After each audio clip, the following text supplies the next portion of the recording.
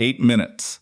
That's all Mason Calloway had before 26 flights and 4,500 lives were stolen from ordinary people by one woman's greed. She was a billionaire. He worked the night shift. She had lawyers, board members, and decades of power behind her. He had a phone number he hadn't dialed in 7 years and a conscience that refused to stay quiet. What happened inside Hawthorne Regional Airport that night will make you question everything you think you know about the people running these systems we all trust with our lives. If you're new here, welcome. Hit that subscribe button right now, because the stories on this channel don't hold anything back. Stay with me until the very end, because this one gets darker before it gets better. Drop a like and tell me in the comments what city or country you're watching from. I want to see exactly how far this story travels. Let's go. The operations center at Hawthorne Regional Airport never fully slept. Even at 11:15 on a Tuesday night in the dead of February, the room hummed with the kind of low-grade tension that people who work airports either learn to love or learn to drink through. Screens flickered across every wall. Radio chatter crackled in overlapping layers. The smell of bad coffee and recycled air hung over everything like a permanent fog. Mason Calloway stood at the central dispatch console with a styrofoam cup in one hand and a printed weather report in the other, and he was frowning at something that didn't quite add up. He was 32 years old, though most people who met him for the first time guessed older. There were lines around his eyes that hadn't come from laughing. His dark hair needed a cut. His dark hair needed a cocotte. His uniform was clean, but the collar was slightly wrinkled because he'd ironed it himself at 6:30 that morning while making his daughter's lunch and answering a work email at the same time. He wasn't the kind of man who looked impressive at first glance. He was the kind of man you noticed later after something went wrong, and he was the only one still standing at the console. You still working the problem while everyone else was looking for someone to blame. Something was going wrong. The weather system rolling toward Hawthorne was real enough. The National Weather Service had it projected to make landfall around 3 in the morning, dropping somewhere between 8 and 14 inches across the region. Wind gusts potentially hitting 40 miles an hour. Visibility dropping to near zero by 4. It was a serious storm. It warranted attention, careful preparation, and probably some difficult operational calls before the night was over. What it did not warrant, what it could not explain, was what Mason was looking at right now. "Elena," he said. Across the room, Elena Brooks looked up from her own workstation. She was the crew coordinator on nights, a 44-year-old woman with close-cropped natural hair and reading glasses she wore pushed up on her forehead, even when she wasn't reading anything. She'd been at Hawthorne for 19 years. She knew the rhythms of this place the way some people knew music, not intellectually. From studying it, pieced in her bones, from living inside it long enough that the wrong note hit her before she could even name what was off. "Yes," she said. "Come look at this." She crossed the room, glanced at his screen, and went quiet for a moment. "When did that transfer go through?" she asked. 40 minutes ago. Sutherland and Park, both senior captains, pulled off the Boston and Charlotte routes and reassigned to, Mason scrolled. Flight 880 and 882. Both going to private terminals. Those are the luxury charters. Yeah. Elena pulled her glasses down onto her nose and leaned closer to the screen. That's not a weather call. Weather calls don't pull your 2 most experienced domestic captains and put them on half-empty charters to Miami and Palm Springs. Who authorized it? Mason checked the system log. The authorization code traced back to executive operations, a channel that bypassed the crew scheduling interface and dropped changes directly into the dispatch system. It was a tool that existed for genuine emergencies, unexpected medical situations, sudden FAA compliance issues, kind of rare, legitimate crisis that required immediate action above the normal chain of command. It was not supposed to be used to quietly shuffle resources away from 600 passengers, handfuls, so that a handful of premium travelers could have more experienced pilots. "Has this happened before?" Elena asked. "Not that I've seen, but I've only been on nights for 2 years. Mason set down his coffee. "Pull the last 60 days of executive transfer logs for me. I want to see if this is a pattern or a one-time thing. Just pull them." She went back to her station. He stared at the screen for another moment, then pulled up the full departures board and started reading it, the way a doctor reads an X-ray looking past the surface, looking for what the image was actually telling him. What he found, over the next 20 minutes, was worse than a pattern, was a system. The storm had first appeared in the extended forecast 9 days ago. At the time, it was flagged as a possibility, the kind of meteorological uncertainty that operations teams note and monitor but don't make hard decisions around until the window tightens. Standard practice. You don't cancel flights based on a weather model that's still 9 days out. But someone had started moving pieces around the board 8 days ago. The transfers were subtle at first. A crew swap here. Delayed equipment, reassignment there. Nothing that would trigger an automatic flag in the scheduling system, because each individual change was just within the parameters of normal operational adjustment. When you laid them all on top of each other and read them in sequence, the picture became very clear. 4 flights, 880, 882, 884, and 886 had been progressively loaded with the airline's best resources for days. The most experienced crews, priority access to desync equipment, the best departure time slots clustered in the window before the storm was projected to hit hardest. Passengers on those flights, business executives, high net worth leisure travelers, the kind of clients connected to a merger deal that Mason had seen mentioned in passing across a company-wide email 3 weeks ago. A deal worth just over $1 billion. Meanwhile, 26 ordinary domestic flights had been quietly starved of what they'd need to actually get off the ground in a winter storm. Stripped bare, not so, obviously, that anyone would notice right away, but thinned out. Enoughs that when the storm arrived and someone had to make the call about which flights could realistically operate, those 26 were already set up to fail. And when they failed, the airline wouldn't have to pay out passenger compensation if the reason logged in the system was weather. Mason sat back in his chair and stared at the ceiling for a moment. Then he picked up his phone and called Elena. "How long have you been coordinating crews on this shift?" he asked. Specifically, or in general? In general. 11 years on nights. Have you ever seen a pre-positioning pattern like this before? Resource stacking on specific flights days ahead of a projected weather event?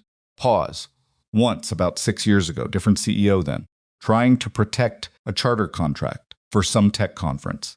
It got caught because one of the gate agents noticed the equipment disparity and filed a written complaint. Another pause. It was a mess. The airline paid out a settlement, and the VP, who approved it, got quietly reassigned. Who caught it? Some night supervisor. I don't remember his name. She paused again, differently this time. Mason. Yeah. What are you going to do with this? He thought about Sophie. He thought about the fact that it was 11:30 at night, and she was asleep at his sister's house, because that's where she stayed on his overnight shifts, tucked into the fold-out couch in the spare room, probably with her arm thrown over her face the way she slept when she was deeply out, the way that always made his chest ache with something he couldn't name. He thought about the fact that his mortgage payment was due in 11 days, and his car needed new rear brake pads, and he hadn't bought new shoes in 14 months. Thought about all of that. Then he said, "I'm going to go talk to DeWitt in resource management." His shift ended at 10. "I know, I'm going to call him at home." Elena was quiet for a moment. "Okay," she said finally, encouragingly, just acknowledging. By 1 in the morning, Mason had confirmed enough to be certain. The cancellation codes had been preloaded into the system 48 hours before the storm was anywhere close to certainty. The reason field on all 26 affected flights was already marked, weather operational necessity. Codes were sitting dormant in the system, waiting to be activated the moment someone at the executive level gave the order. It was already done. All someone had to do was flip the switch. He took everything he'd found, the transfer logs, the equipment allocations, the preloaded codes, the timeline, and organized it into a clean file. He went to his supervisor. His supervisor, a tired 58-year-old named Gerald Norris, who had 4 months until retirement and a very clear sense of what he was, and was not willing to risk those 4 months. Looked at the file. No. At Mason. And said, "You're going to want to be really careful here. I know. This goes to the executive suite. This isn't a scheduling dispute." Gerald stopped, rubbed his face. This is way above both of us. I know that too, Mason. Gerald looked at him with something that wasn't quite sympathy and wasn't quite warning. It was somewhere in between, the expression of a man who had seen what happened to people who pushed certain doors inside this company. Home. Write down what you found. Put it somewhere safe. And then think very hard about whether you want to walk through that door. Mason looked at him for a long moment. The storm's hits in about 2 hours, Mason said. Those 26 flights get canceled with fraudulent weather codes. Over 4,000 passengers get stranded. The airline avoids paying out what could be tens of millions in legitimate compensation. Nobody ever knows it wasn't the storm. Gerald looked at the floor. Someone has to know, Mason said. He went back to his station.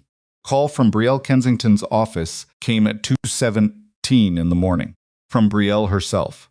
From her executive assistant, a young man named Patrick, whose voice had the careful, slightly compressed quality of someone delivering a message they've been told to deliver exactly as worded.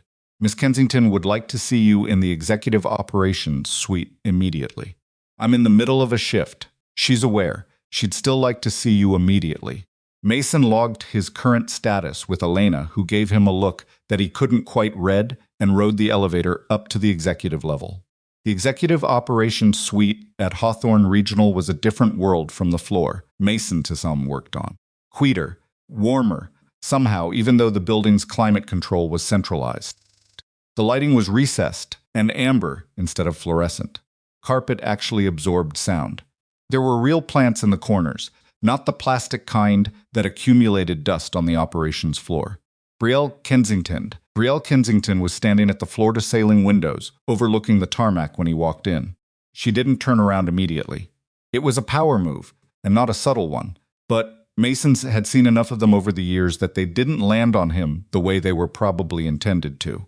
She was 30 years old, which still struck Mason as remarkable every time he thought about it.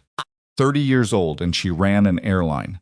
She had taken over from her father 3 years ago when his health had forced him to step back. And in those 3 years, she had repositioned the company, aggressively new routes, partnerships, luxury offerings that had attracted a different class of client. She was, by any objective measure, brilliant. The business press loved her. She appeared on magazine covers. She gave talks at conferences about the future of aviation, and people paid serious money to hear her speak. She also, Mason had come to understand over the past 2 days, was capable of authorizing something that would strand thousands of ordinary people in an airport so that $1 billion deal could go through cleanly. Callaway, she said, still not turning around. Kensington, you've been making inquiries into executive-level resource allocations. Now she turned. She was composed. Her expression was the kind of neutral that takes real effort to maintain. I'd like to understand why. I was reviewing the operations posture for the incoming storm, and I noticed some irregularities in crew and equipment distribution. Irregularities. She said the word the way you'd repeat something back to a child who'd used it incorrectly. You work nights, Mr. Callaway. You manage the operations floor for the overnight shift. Executive-level allocation decisions are not within your operational scope. They are when they affect my ability to safely manage the flights in my window. Something moved behind her eyes. Not anger. Something colder than anger. The decisions you're questioning were made by people with a complete view of the operational picture. You have a partial view working one shift without access to the full context of what this airline is managing right now. I have access to the system logs, which you are not authorized to. My access level covers resource allocation records up to and including executive transfer logs. That's in my role documentation. I checked. A beat of silence. Victor Hale appeared from a side door that Mason hadn't noticed. He was 51, with silver hair and the particular kind of stillness that comes from spending decades in rooms where large amounts of money changed hands. He was the CFO, and he had the manner of a man who was always slightly ahead of whatever conversation he was currently in. Mason, Victor said, with the easy familiarity of someone who'd never spoken to Mason before in his life. I think there may be some confusion here that we can clear up quickly. I'd appreciate that, Mason said. The resource positioning you've identified is part of a comprehensive storm response strategy. The Flights you're concerned about the 26 domestics have been assessed against our operational capacity, given the incoming weather, and the determination has been made that they cannot be safely executed. Crew and equipment you're seeing allocated elsewhere are going where they can be most effectively utilized. The cancellation codes were loaded 48 hours ago, Mason said. Before the storm track was certain, before any operational assessment could have been made about those specific flights. Victor smiled. It was a practiced smile, the kind designed to make the person receiving it feel like they'd said something slightly naive. No, pre-positioning is standard practice. Preloading cancellation reason codes isn't, especially not weather codes for a storm that didn't exist yet when they were entered. The smile stayed, but something behind it tightened. Brielle stepped forward. Mr. Calloway, I want to be direct with you because I think that's more respectful than dancing around what's happening here. She stopped about 4 feet away from him and looked at him steadily. You have identified something you believe is improper. You have brought that concern upward, which is the correct procedure. You've now been told by the airline's CEO and CFO that the situation has been considered and the decisions made are appropriate. Is where your role ends. With respect. Your role ends here. She held out her hand. Your badge, please. Mason looked at her. You're suspended, pending review of your unauthorized access to executive operational records. You'll be contacted by HR within 48 hours. Those flights have over 4,000 passengers who booked in good faith. Badge, Mr. Calloway. The room was very quiet. Somewhere far below them, through the floor and the walls and the insulated glass, the wind was picking up. Mason could feel it the way you feel bass, through a floor not quite sound, just pressure. He reached up and unclipped his badge from his lapel. He set it on the corner of the nearest desk, rather than placing it in her outstretched hand. It was a small thing. It probably didn't register to either of them. It mattered to him. You want to stop me, he said quietly. Go ahead. But those cancellation codes are fraudulent, and you both know it. Every passenger who gets stranded tonight is going to want to know why. And the reason logged in the system isn't going to match the actual reason. Brielle's expression didn't change. If you have evidence of something improper, you're welcome to submit a formal complaint through the appropriate channels. Good night, Mr. Calloway. He turned to leave. Oh, and Mason? Her voice caught him at the door. He stopped but didn't turn around. Call anyone you want. There isn't anyone powerful enough to walk back a decision I've already made. Stood there for a moment. Then he pulled out his phone and scrolled to a contact he hadn't opened in 7 years. A name he'd saved under a single initial and never deleted. The way you keep something. In a drawer, you're closing it away. Feels like closing a door you're not quite ready to close. He pressed call. It rang twice. A man's voice answered. Older, rougher with age than Mason remembered it. But alert, the kind of alert that doesn't fully leave certain people, even in retirement, even at 2 in the morning. This is Harlan. Mr. Kensington, Mason said. This is Mason Calloway. I was the network recovery director 7 years ago. Before, I remember who you are, son. A pause. Harlan Kensington. He'd intervened. The man who had built the airline from a regional carrier into something that mattered, had handed it to his daughter because he believed in her, who had been out of the building for 3 years. Now he was quiet for a moment. Tell me what's happening, Mason told him. All of it. The timeline, the preloaded codes, the crew transfers, the equipment positioning. Victor Hale's investment language buried in the recitations as he'd noticed and flagged in his file, but hadn't yet fully understood. The billion-dollar merger, the 4 luxury flights, 26 ordinary ones. When he finished, the line was quiet for long enough that Mason wondered if the call had dropped. How long until the storm seals the runway? Harlan asked. 45 minutes. Maybe 50 if we get lucky with the wind. Pause. Go back to that operations floor, Harlan said. Got 45 minutes. I'll make some calls. They suspended me. I don't have my badge. Then get someone to let you in. The line went dead.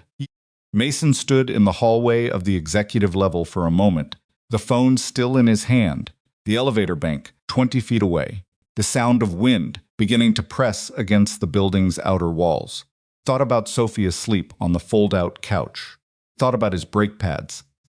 He thought about Gerald Norris and his 4 months until retirement, and and about every person in that building who had looked at something wrong and decided that looking away was the smarter move. Then he pressed the elevator button. He had 45 minutes. He was going to use all of them. When he stepped back onto the operations floor, Elena was at her station, and she looked up at him with an expression that was half relief and half dread. "They let you back in?" she said. "Not exactly. Someone downstairs recognized me and buzzed me through before the suspension hit the security system." He moved to his old console. "I need you to pull everything current crew status, equipment, location, which aircraft are physically ready to push, and what departure slots are still open. Mason, if Kensington finds out you're down here." "She's going to find out. It doesn't matter. What matters is the next 45 minutes. He sat down. "Are you with me?" Elena looked at him for a long moment. She thought about 11 years of night shifts. She thought about the time she'd watched a gate agent get quietly fired for filing a complaint about scheduling irregularities. She thought about a lot of things. "Yeah," she said. "I'm with you. Then let's figure out how many of these 26 flights we can actually get in the air." The operations center hummed around them. Screens flickered. Radio chatter crackled. Outside, the snow was coming down harder now, the first real edge of what the storm intended to become pressing against every window in the building. And Mason Calloway, the underestimated 32-year-old single father on the night shift, began to work the problem. The first thing Mason did when he sat back down at his console was pull up the aircraft status board and read it the way he used to read it, years ago, before nights, before Sophie's school schedules became his primary calendar, before he'd trained himself to think smaller, because thinking bigger had cost him everything once already. The board showed 41 aircraft on the ground at Hawthorne Regional. Of those, 11 were already flagged out of service for maintenance issues that had nothing to do with the storm. 4 were the luxury charter aircraft, 880, 882, 884, and 886, sitting at the private terminal gates with their crews already positioned, descing priority already assigned, departure slots already carved out of the 2-hour window before the storm was projected to shut everything down. That left 26 aircraft, 26 flights, and somewhere north of 4,000 passengers currently sitting in the main terminal building, waiting to find out what was going to happen to their night. "Okay," Mason said, mostly to himself. "Okay." Elena slid a printed sheet across the console without being asked. It was a current crew duty log. Every pilot, first officer, and flight attendant currently on property, their hours logged, how much time they had left in their legal duty window before FAA regulations required them to rest. "I already ran the numbers," she said, "before you came back down." He looked at the sheet. She'd done more than run numbers. She'd organized the available crews by duty time remaining, aircraft type rating, and current physical location on the property. He'd intervened. It was exactly the kind of cross-reference that would have taken Mason 40 minutes to build from scratch, and she'd had it ready. "How long have you been working on this?" he asked. "Since about 10 minutes after you went upstairs." She didn't say it like it was something brave. She said, "The way you say something factual. I figured. You were either going to come back down with a plan, or you were going to get arrested. Either way, I wanted the data ready." Mason almost said something about that. Instead, he just started reading. The picture wasn't good, but it wasn't as bad as he'd feared. 13 of the 26 affected flights had crews on property, with enough duty time remaining to make their trips work. If they departed in the next 90 minutes, which was already optimistic given the storm timeline, but not impossible. The other 13 were thinner. 4 had crews who were already pushing the edge of their legal windows.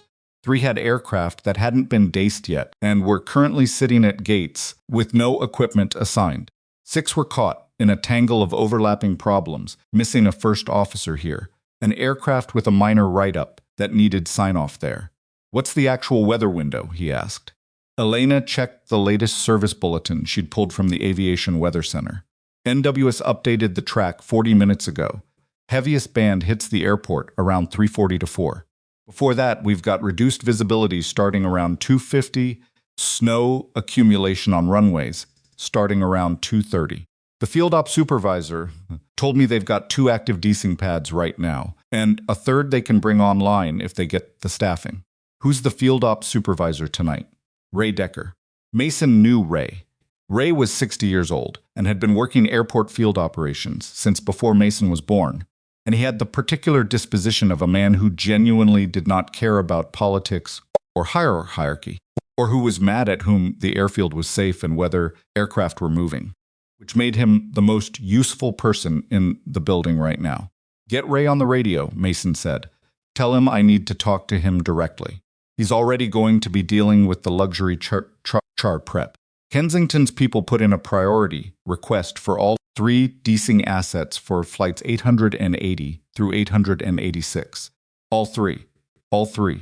Mason stared at the console for a moment. 3 desing units committed to 4 half-empty aircraft, carrying merger deal passengers to Miami and Palm Springs, while 26 fully booked domestic flights sat in the dark with nothing assigned to them. It was, when you laid it out plainly like that, breathtaking in its audacity. Get Ray, he said again. While Elena worked the radio, Mason started building his recovery sequence on the secondary planning screen. He'd done this before, not often, but enough.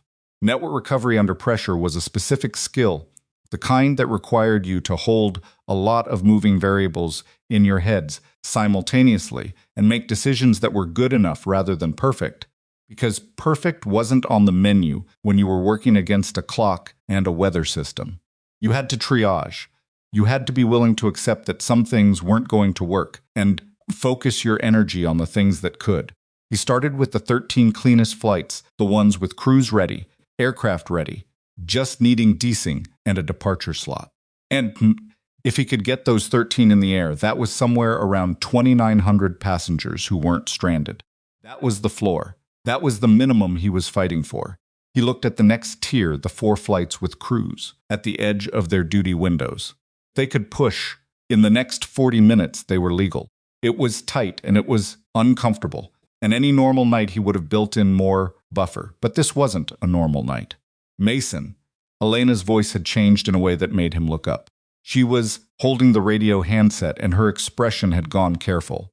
Ray's on, but there's something else. What? Security flagged your badge. The suspension hit the system. She paused. There's a guard coming down. He felt something cold move through him. Not fear exactly. More like recognition that the clock he was already racing against had just gotten shorter. 5 minutes, maybe. Okay. He took the radio handset from her. Ray Decker's voice came back through the static, direct and unhurried the way it always was. Calloway, I heard you got sent home. Not yet. I need 5 minutes of your time. You got 3. I'm running a desing priority schedule that somebody upstairs handed down about an hour ago, and I got a problem with it already. What kind of problem?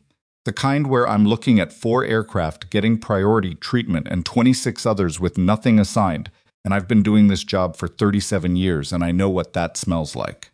A pause. So talk. Mason talked.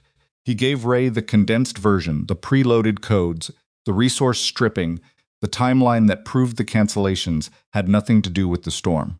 Ray was quiet through all of it. When Mason finished, Ray was quiet for another few seconds. Then Ray said, "What do you need from me? I need you to bring the 3rd desing pad online and redirect 2 of your units away from the charter flights to the domestic gates. Kensington's office is going to call me inside of 10 minutes if I do that. Probably 5. And what do I tell them? Tell them you made an operational safety assessment and determined that the desing resource allocation needed adjustment. Which is true. You're the field ops supervisor. That's literally your authority." Another pause. Longer this time.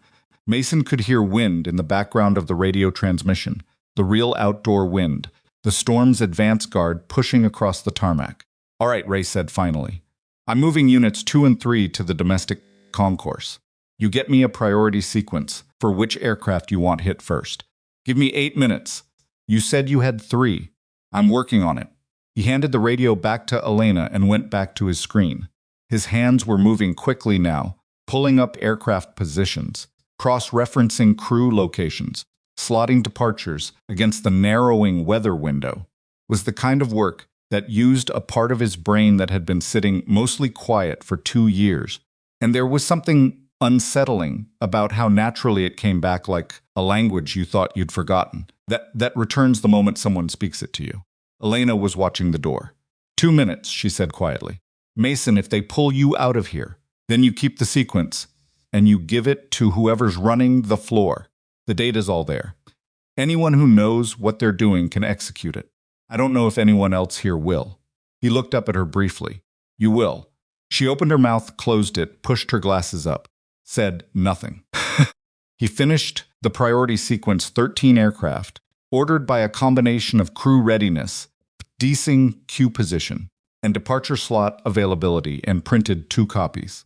One he kept, one he slid to Elena. The door opened. The security guard was a young man named Torres, whom Mason had seen around for about a year. Torres looked uncomfortable, which was appropriate because he was clearly uncomfortable. He had a job to do and he was going to do it, but he wasn't enjoying it. Mr. Calloway, Torres said, I need to ask you to leave the operations floor. Minute, Mason said, not looking up. Sir, I have a directive. 1 minute, Torres. I'm finishing something that affects several thousand people currently sitting in this airport. Mason kept his eyes on the screen. You can stand right there and watch me, and then I'll walk out with you. 1 minute. Torres stood there. He looked at Elena. Elena looked at her screen. Torres looked at the departures board. He looked at the 26 flights still sitting red. He looked at Mason's hands moving over the keyboard. He stayed where he was. Mason had used his minute by the time the door opened again, this time not a security guard, but Gerald Norris, overnight supervisor who had 4 months until retirement and had told Mason to go home and think carefully about what he wanted to do. Gerald looked at Mason. He looked at the screen. He looked at the printed sequence sitting next to Elena's elbow.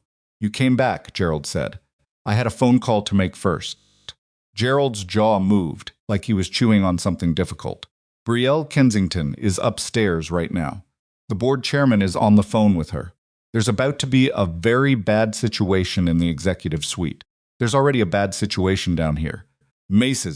Gerald Mason finally stopped typing and looked directly at the older man. You've got 13 aircraft that can leave in the next 90 minutes if someone executes this sequence. Ray Decker is repositioning desing equipment right now. The airport authority hasn't been told anything yet. If someone calls them in the next 20 minutes and tells them we need the departure slots that were allocated to the luxury charters reallocated to the domestic gates, they'll do it. They have the authority, and they've got no reason to protect Kensington's deal. Gerald stared at him. 4 months, Mason said quietly. I'm not asking you to go to war with the executive suite. I'm asking you to pick up a phone and make 1 call to airport authority operations. That's all. 1 call. The rest of it is already set up. The room was very quiet. Somewhere outside, a desing unit rumbled to life, Ray Decker making good on his word, moving equipment across a dark tarmac in the beginning of a winter storm, because 37 years of doing a job honestly had given him a very clear sense of what he and wasn't willing to put his name on. Gerald looked at the printed sequence on Elena's desk. He looked at Torres, who had somehow receded toward the wall and appeared to be studying the floor with great interest. He looked at the departures board with its 26 red entries. He picked up the phone. He called airport authority operations. Mason exhaled once quietly and went back to the screen. What happened over the next 40 minutes was not clean or triumphant or particularly graceful.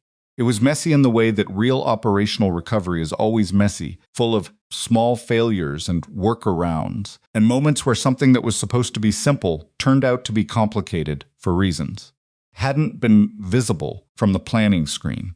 The first aircraft to push back from the gate was a Boeing 737 bound for Denver. And it almost didn't happen because the jetway operator had been told by someone in the executive suite that the domestic concourse was on hold pending a final weather assessment, and he'd already started shutting things down.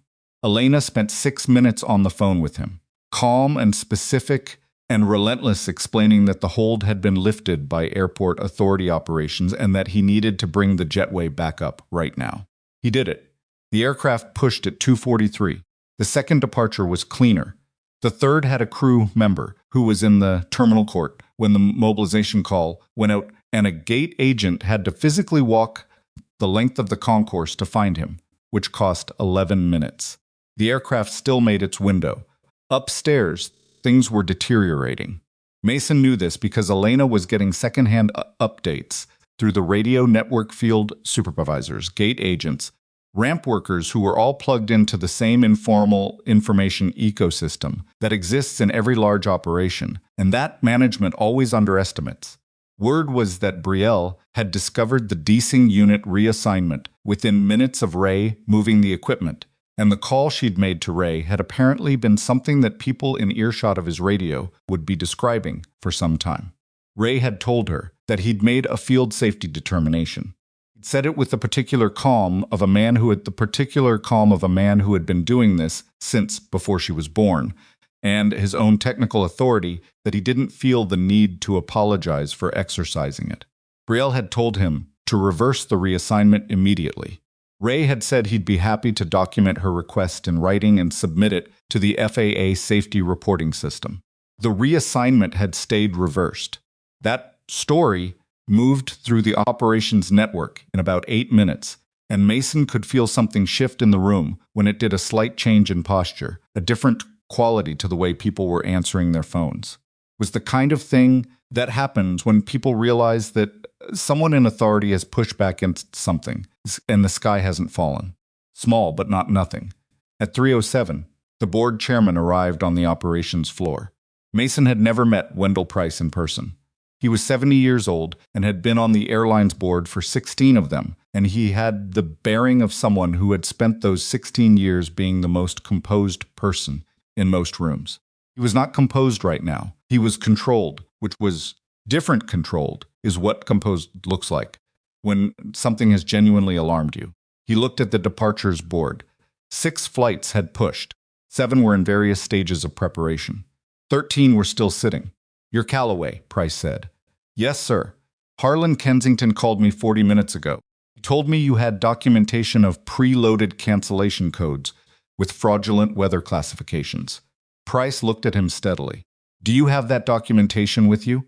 Mason pulled up the file on his screen and turned the monitor so Price could read it.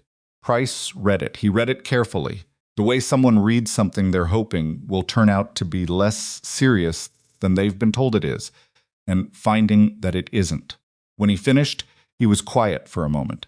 "Victor Hale signed off on the preloading," Price said. "It wasn't a question. His authorization code is in the log. Page 3. Price looked at page 3. Something moved across his face that Mason couldn't fully read, not quite anger, not quite grief. Something in between. The expression of a man confronting the specific disappointment of discovering that someone he'd trusted had been precisely as untrustworthy as he'd feared and hadn't let himself believe. "Where's Brielle?" Price asked. "Executive suite, last I heard." "And Victor?" "I don't know." Price straightened up. He looked at Elena, who looked back at him without flinching. He looked at Gerald Norris, who was standing near the phone he'd used to call airport authority operations, and now appeared to have aged approximately 3 years in the last hour. "Keep working," Price said to Mason. "I'll handle the executive suite." He walked out. Elena let out a breath. "Was that good?" she asked. "Think so. You think so. I've never actually been in a situation exactly like this before. That's less reassuring than you probably intended it to be."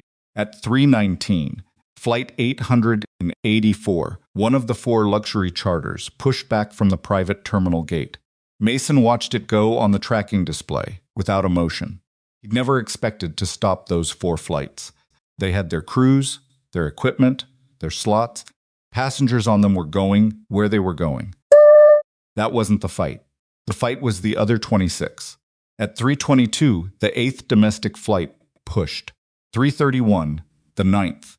Storm was close enough now that Mason could see it on the weather radar. Overlay a dense mass of returns moving steadily from the northwest, its leading edge already producing the light snow that had been falling outside for the past hour. The field visibility reading was dropping in increments. The runway accumulation reports were coming in every 15 minutes from the ground crews, and the numbers were trending in one direction. "Flight 14 out of gate C7, Elena called out. "Crews ready? Aircraft's daced, but we've got a pushback tug issue. Tug driver says he got a call from someone in ground ops telling him to hold. Who called him? He doesn't know. It came through the ground ops radio. Mason looked at his screen.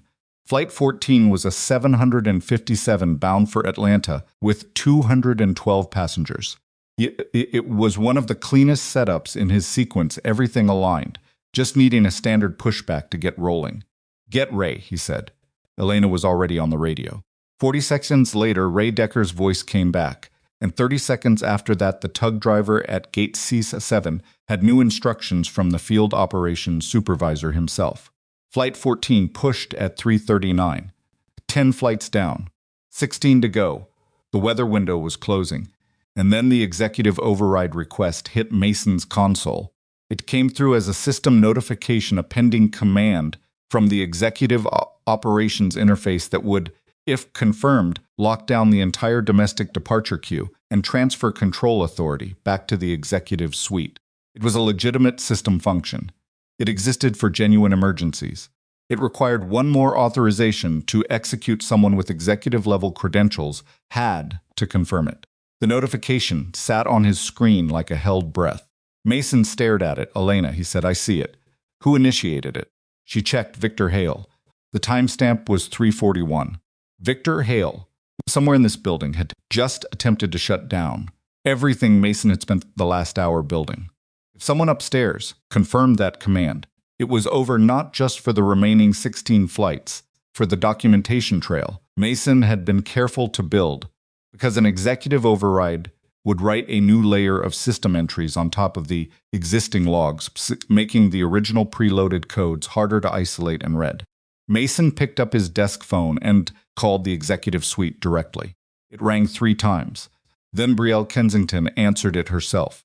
"Confirm it," Mason said without preamble. A silence. When she spoke, her voice was different from how it had been upstairs 2 hours ago. Still controlled, but the layer of absolute certainty was gone, replaced by something tighter and less comfortable. "You're still on my floor. The board chairman is up there with you right now," Mason said. "I'm going to assume that conversation is not going well for you. I understand that. And I understand that you're looking at Victor's override request and thinking that if you confirm it, you get some of your operational control back. Get to the point.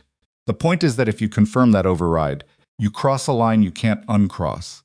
Everything up to right now, the preloaded codes, resource stripping that can be framed as a bad call made under pressure, maybe Victor's influence, merger stakes.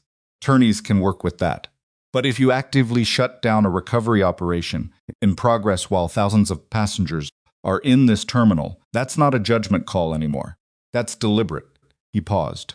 "Don't confirm it." The line was silent for long enough that Mason thought she might have hung up.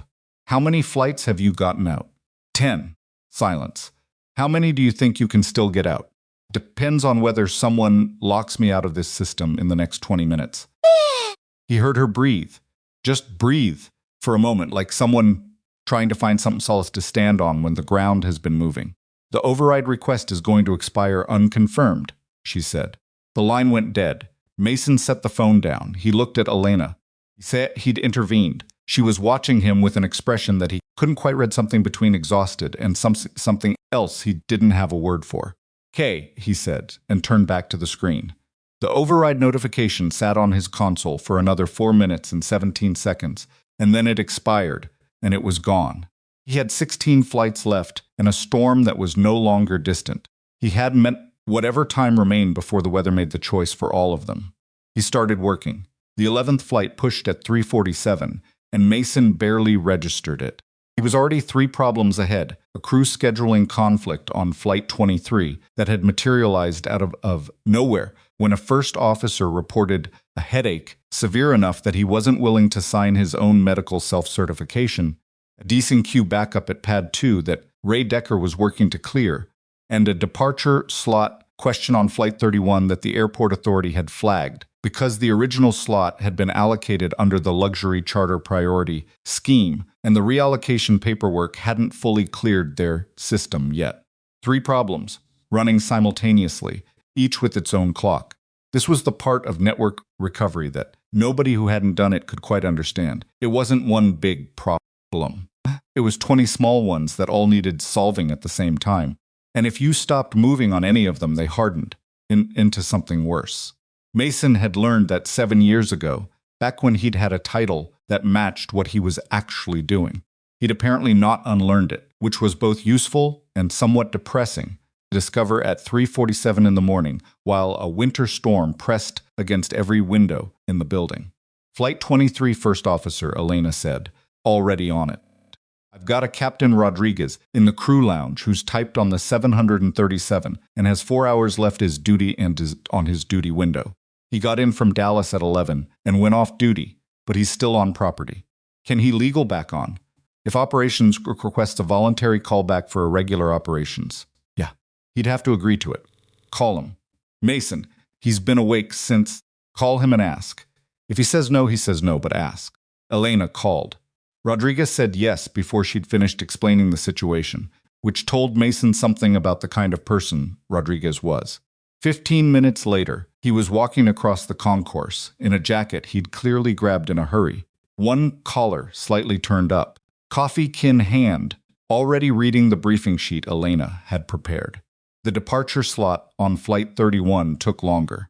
The airport authority operations coordinator, a woman named DeSalvo, whom Mason had never spoken to directly, was working through a backlog of reallocation requests that had piled up over the last hour, as the situation at Hawthorne had apparently become something of an open secret among the region's aviation community. She wasn't unsympathetic, but she was methodical, and methodical took time. Ms. DeSalvo, Mason said, when he finally got her on the line directly, I have 204 passengers at gate B12 with an aircraft that's daced, a crew that's legal and ready, and a 4-minute window before that slot closes permanently for the night. What do I need to give you right now to make this happen? A brief pause. Keyboard sounds. I need a confirmation that the original charter priority designation has been formally withdrawn by the airline. Who do I need to call for that? Board-level authority. The CEO designation is currently flagged as disputed in our system. Mason covered the phone with his hand. Gerald, he said. Gerald Norris, who had spent most of the last hour standing near the wall doing something between watching and trying to be invisible, looked up. Price is upstairs, Mason said. Board chairman, I need him to call airport authority operations and formally withdraw the charter priority designation on slots 884C and 886C. Right now. Can you get him on the phone? Gerald stared at him for a moment. Then he crossed to his own desk, sat down heavily, and picked up his phone. Price called DeSalvo's direct line 2 minutes and 40 seconds later. Flight 31 pushed with 58 seconds to spare on its slot window. 11 flights. 12. 13. The storm's leading edge hit the airfield properly at 4:03. The light preliminary snow that had been falling for an hour the real thing. The dense, wind-driven precipitation that dropped visibility in increments and started putting some serious accumulation on surfaces faster than the runway crews could manage. The tower reported braking action as medium, then medium to poor. The field ops team was working the runways with everything they had, but the math was getting worse with each passing report. Mason looked at the 13 flights still sitting on his board. Of those, he'd already assessed that 3 were unlikely crews too far into their duty windows, aircraft write-ups that couldn't be cleared fast enough, one gate situation that had gotten tangled in a ground equipment failure that Ray's team was working on but probably couldn't fix in time. Mentally moved those 3 to the loss column 20 minutes ago and focused his energy on the remaining 10. 10 flights, roughly 2,200 passengers, against a storm that was no longer being patient. Ray, he said into the radio, go ahead. What's your honest read on the runway? Pause. The kind of pause that means someone is looking at something and trying to decide how much truth is useful versus how much truth is just discouraging. We've got maybe 35 minutes before I start having serious concerns about braking action on 28 left. Crews are working it hard, but the accumulation rate is outrunning the equipment. 35 minutes. Give or take. Weather's not consulting me on its schedule. Mason did the math. 35 minutes. 10 flights to push. Even in a best-case scenario, he wasn't going to get all 10 out. Question was how many he could get. He looked at the priority sequence he'd built and started making cuts, the hardest kind of operational decision, the kind where you're choosing which problem you stop fighting because you can't fight all of them at once. He pulled the 3 he'd already written off. He pulled a 4th, a regional jet to Providence, whose crew had just reported a minor but time-consuming discrepancy in their weight and balance paperwork. Left 6 flights, maybe 35 minutes, 1,300 passengers. He focused everything on 6. 4:11, something happened on the operations floor that Mason had not anticipated and could not have planned for. The door from the terminal concourse opened, and Ray Decker walked in. On the radio, physically walked in his reflective field vest, with snow on the shoulders and boots that left wet prints on the floor. He was carrying a tablet, and he looked like a man who had made a decision. "I've got 9 guys from the ramp crew asking to work voluntary overtime," Ray said without any preamble. "They heard what's going on. They want to help push these last flights out." Mason looked at him. "Kensington's office hasn't cleared voluntary overtime for ground ops tonight." "They haven't. So technically, voluntary overtime that employees initiate themselves doesn't require prior executive approval under the union agreement. It requires supervisor sign-off." Ray looked at him steadily. "I'm the supervisor." Mason held his gaze for a moment. "Sign off on it." "Already did. They're at the gates." Ray looked at the departures board. "Which ones do you want hit first?" Mason turned to his screen and started reading off gate numbers, and Ray was on his radio before Mason had finished the 3rd one, directing the voluntary crew to positions across the domestic concourse. 9 people who had every reason to be home in bed, who were not getting hazard pay for working in a winter storm, comebacks he'd intervened, who had come back because they worked in this building, and they knew what was happening and they didn't want to go home and hear about it later. Seeds, and it wasn't the kind of thing that appeared in operational planning documents. It was the kind of thing that either happened or it didn't, depending on what kind of place you'd built and whether the people inside it had any reason to believe that what they did mattered. Apparently, at Hawthorne Regional's ground level below the executive suite and its merger suite and its cancellations and its preloaded cancellation codes, there were people who believed it mattered. The 14th flight pushed at 4:16, the 15th at 4:22, and this one had a story. Gate D4, a 757 bound for Chicago, had been 6 minutes from losing its departure window when a gate agent named Carmela Mason, didn't know her last name, had never spoken to her, before tonight spotted a ground equipment cable that hadn't been properly stowed and was draped across the pushback path in a way that would have required a full safety hold to clear. Instead of calling it in through the standard reporting chain, which would have taken the time they didn't have, she'd physically moved it herself, gotten a ramp worker to verify the path was clear, and radioed directly to Mason's console to report the pushback was ready. The aircraft cleared the gate. Mason heard her on the radio saying something to her coworker that he almost missed under the general noise of the operations center.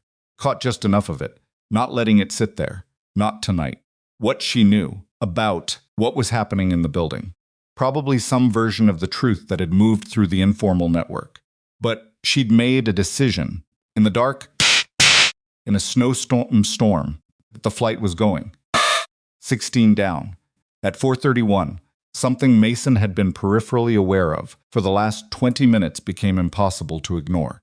The situation upstairs had apparently reached some kind of critical point because Victor Hale appeared on the operations floor.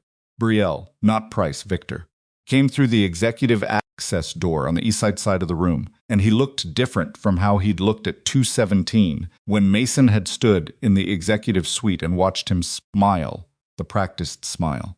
Composure was still there. Victor Hale was not the kind of man who lost his composure in front of an audience, but it was thinner now, worn down to something that showed the shape underneath. He crossed to Tomei's console directly. Elena clocked him coming and made a small movement, not quite stepping between them, but angling herself into the space between Mason's chair and Victor's path. "I need a moment," Victor said to Mason. His voice was still smooth, but there was an effort in it now. "I'm working," Mason said, not looking up. "The board is conducting an emergency review of tonight's operational decisions. I want to be very clear with you that what you've characterized as improper pre-positioning was in fact a standard executive risk management protocol developed to protect the airline's operational stability during. Victor Mason stopped typing and looked at him. The preload timestamp is in the system log. Codes went in 48 hours before the storm was certain. That's not risk management protocol. That's preparation to misclassify cancellations for financial benefit. He paused. The board has the file. Whatever story you're building, you need to know the file is already up there. Something moved across Victor's face. Not the practiced smile. Something sharper and less pleasant that he controlled quickly. I'm going to recommend to the board that tonight's operational disruption, including your unauthorized actions, be treated as a single incident requiring comprehensive review. You're going to recommend? Yes. You're the CFO. You're one of the people being reviewed. Mason looked at him for another moment. I think you should probably go back upstairs. Victor stood there for a moment that went on slightly too long. Then he turned and walked back to the executive access door, and when it closed behind him, the operations center seemed to collectively exhale. Gerald, from his position near the wall, said, very quietly, "What was that?"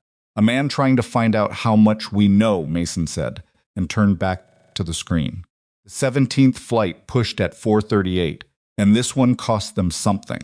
The window had tightened enough that Ray had to put both of the remaining desing units on the aircraft simultaneously, something that worked on the tarmac in better conditions, but was complicated in wind-driven snow because the spray patterns intersected, and you had to manage it carefully. Ray managed it, but it took 9 extra minutes, 9 minutes at 4:38, with the runway reports showing braking action trending toward poor across both available surfaces, was 9 minutes they couldn't really afford. Tower called at 4:44 with a runway status update that landed on Mason's console like a wait, 28 left showing poor braking action across full length, 28 right showing medium to poor. Field ops continuing treatment, but new accumulation rate exceeding clearing capacity. Mason stared at the report. He had 5 flights left on his board. 2 of them were in active pushback. One was at the gate with the crew on board, and the door closed, ready. 2 were still in final prep stages 1, with a crew that had just cleared the gate door. 1 whose descent was still 90 seconds from complete. The 2 in active pushback were going. That was already in motion and nothing was stopping it. The one with the door closed, and the crew ready that one was going if the runway held for 15 more minutes. The other 2 were the question. He called the tower directly. "Hawthorne Tower, this is Ground Ops Supervisor Calloway. What's your current assessment on runway availability?" Tower coordinator's voice, back measured and careful. The voice of someone choosing words with precision, because they mattered. Ground Ops were monitoring both surfaces continuously. Current braking action reports would support continued limited operations for approximately 15 to 20 minutes before we'd need to initiate a full reassessment. "We're watching it. 15 to 20 minutes. "Thank you," Mason said. He looked at Elena. She was already watching him, already reading the calculation on his face. "The 2 in pushback are fine," he said. "Flight 47 at C11 door closed. Crew ready if we start the pushback. In the next 4 minutes, she makes it." "Agreed. It's the last 2 I'm looking at." He pulled up their status. Was a 737 at Gate B6 Shreveport, Louisiana. 168 passengers. Desing 90 seconds from complete. Crew inside door not yet closed. If desing finished on schedule and the jetway cleared fast, they had a window. Tight, uncomfortable, the kind of window where everything had to go right, but a window. The other was a regional jet at Gate A2 Knoxville, 112 passengers. Crew was on the walkway, moving toward the aircraft. They were the furthest back in the sequence and had the least margin. Mason made a decision. "Get Flight 47 rolling right now," he said. "Radio the crew at B6 that they are go for immediate departure sequence the moment desing completes. Tell them to close the door. While desing finishes, they can do final checks on pushback. And A2?" He looked at the regional jet status for a moment. Crew was still on the walkway. The aircraft hadn't been daced yet. It was third in queue, and the queue was running behind. Tell the crew at A2 to board immediately and be ready to go. But I'm not going to promise them a runway. He paused. If the desing pad frees up, in the next 8 minutes we try. If it doesn't, we don't. Elena was already on the radio. Flight 47 cleared the gate at 4:51. The door on Flight B6 closed while the desing boom was still working the right wing, which made the ground crew nervous and which Mason had authorized. Benicezinina crew was full certified to depart post-desing without re-inspection under those specific circumstances, and everyone involved knew it. Flight B6 pushed at 4:57, 20 flights.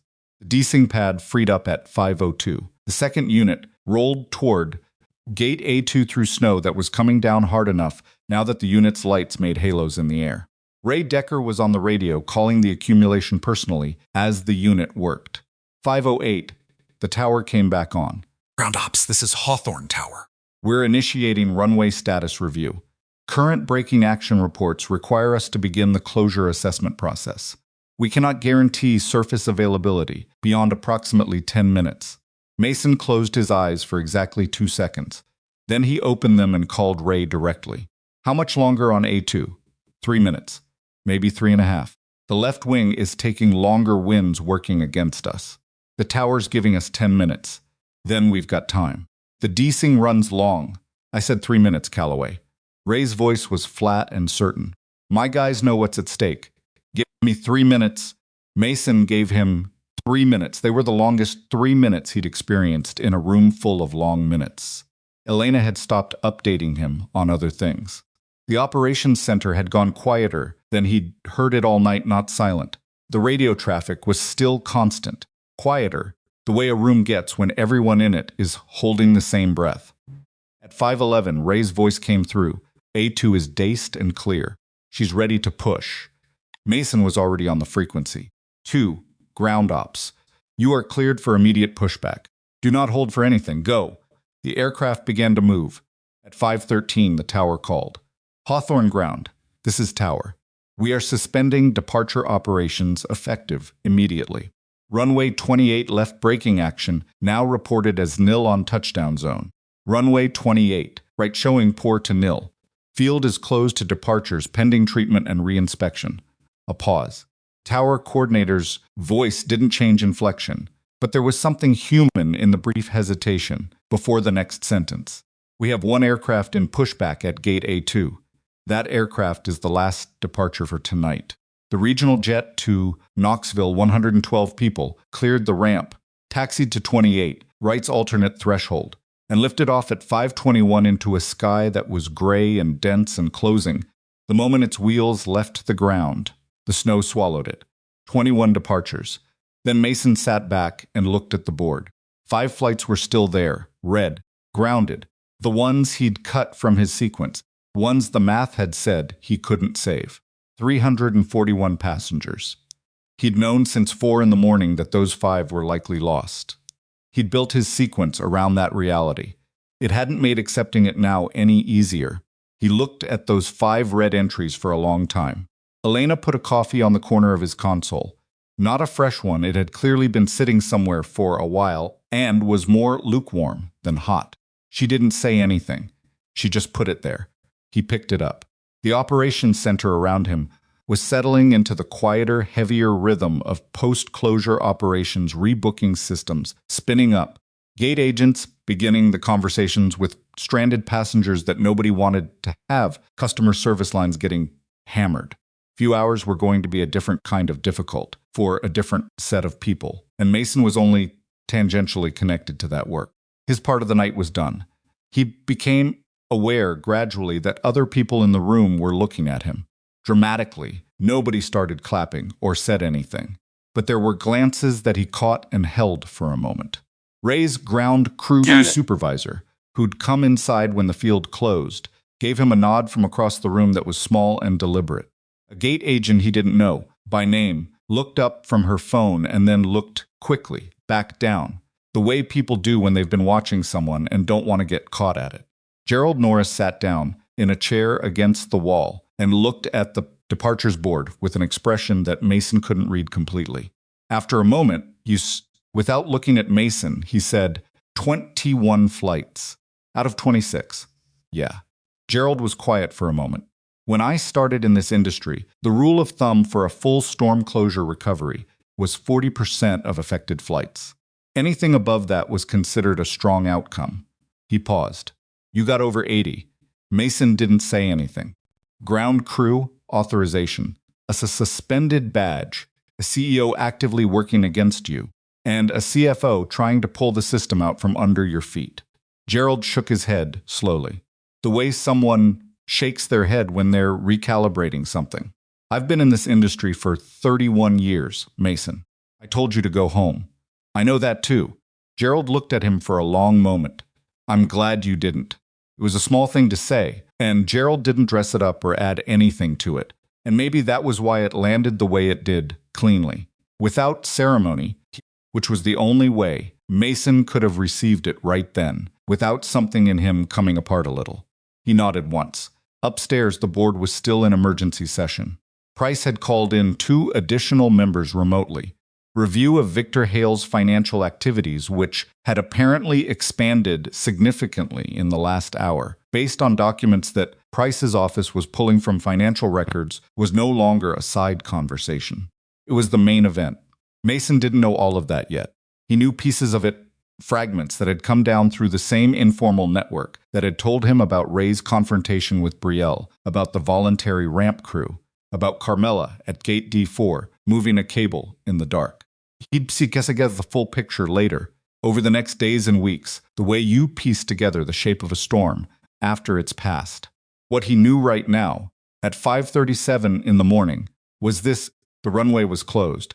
21 flights had made it out, and he was sitting in the operations center on a suspension that was technically still active, with a lukewarm coffee and a printed departure sequence that had accomplished what it had set out to accomplish, imperfectly and at considerable cost, but accomplished nonetheless. Pulled out his phone and sent a text to his sister. All good. I'll pick Sophie up by 8. His sister texted back 4 minutes later. She woke up at 4 and asked if you were okay. I said yes. She went back to sleep. He looked at that message for a long time. Yes, he'd intervened. Then he set the phone face down on the console and went back to work, because there were still 341 stranded passengers in the terminal who needed the airline's rebooking system to actually function. And he knew 3 specific workarounds in that system that could cut processing time nearly in half if someone was willing to sit down and run them manually. He was willing. He was, after all, still here. The rebooking system ran until 7:40 in the morning. Mason worked it. Mason alongside 2 customer service agents who had been pulling double duty since midnight and were running on vending machine coffee and the particular grim determination of people who know the passengers on the other side of the counter. Didn't create this problem and don't deserve to absorb the full weight of it. He didn't introduce himself or explain why the suspended night operations supervisor was sitting terminal in the customer service back office. He just sat down, pulled up the interface, and started running the workarounds he knew. The agents, a young woman named Tasha and a man in his late 40s named Phil, who wore reading glasses on a cord around his neck, watched him for about 90 seconds before deciding to just let it happen. By 6:15, they had processed rebookings for 207 of the 341 stranded passengers. By 7:40, they had the number down to 61.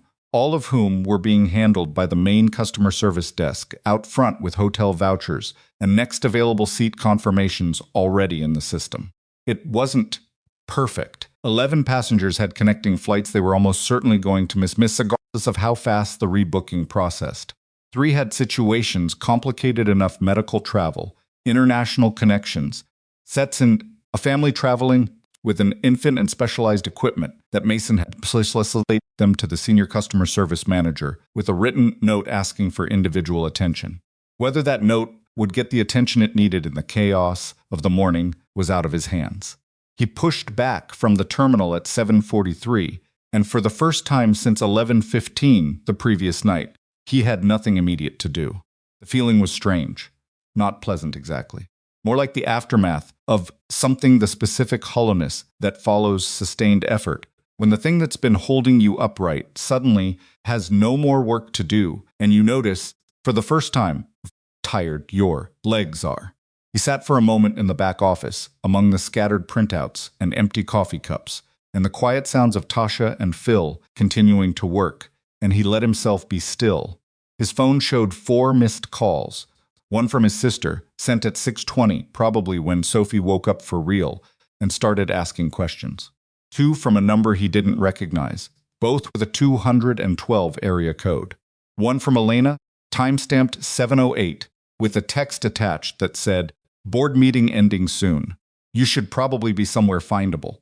He called Elena back. "Where are you?" she asked. "Customer service back office. See concourse." "Okay. Stay there or come back to the floor. Price's assistant has been asking about you." "What's happening upstairs?" Pause. The kind the person has information they're organizing. "Victor's gone. Security escorted him out around 6:30. I don't know the full story, but the word that's going around is that they found financial records connecting him to investment positions that were set up to benefit from the airline stock taking a hit." Another pause, like he was counting on the stock to drop. Mason absorbed that. He'd seen the language in the resource allocation, notes the phrasing that had struck him as slightly off when he'd read it. At 1 in the morning, the vocabulary of someone thinking about assets and positioning rather than operations. He hadn't fully understood it then.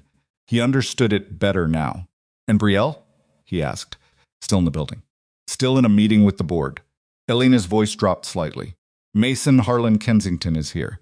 He flew in from wherever he was. He's been in that meeting for the last 2 hours." That surprised him, though perhaps it shouldn't have. Harlan was 81 years old and had built the airline from the ground up, and Mason had heard enough about him over the years to know that he was not the kind of man who delegated the things that mattered to him. "Okay," Mason said. "I'll come back to the floor." Picked up his jacket from the back of the chair. He thanked Tasha, and Tasha gave him a look that said she still wasn't entirely sure who he was. And Phil gave him a nod that said he'd figured it out and wasn't going to make a thing of it, and walked back out into the concourse. Terminal at 7:45 in the morning, after a storm closure, had a specific texture. The overnight energy was gone, replaced by something more exhausted and complicated. Stranded passengers occupied the seating areas in the postures of people who had stopped expecting things to improve quickly. Gate agents moved with the careful efficiency of people who were overtired and could not afford to let it show. Cleaning crews were working methodically through the debris of a long night, the coffee cups, the food wrappers, the discarded boarding passes that had become irrelevant. Mason walked through it and thought about all the individual stories he was passing.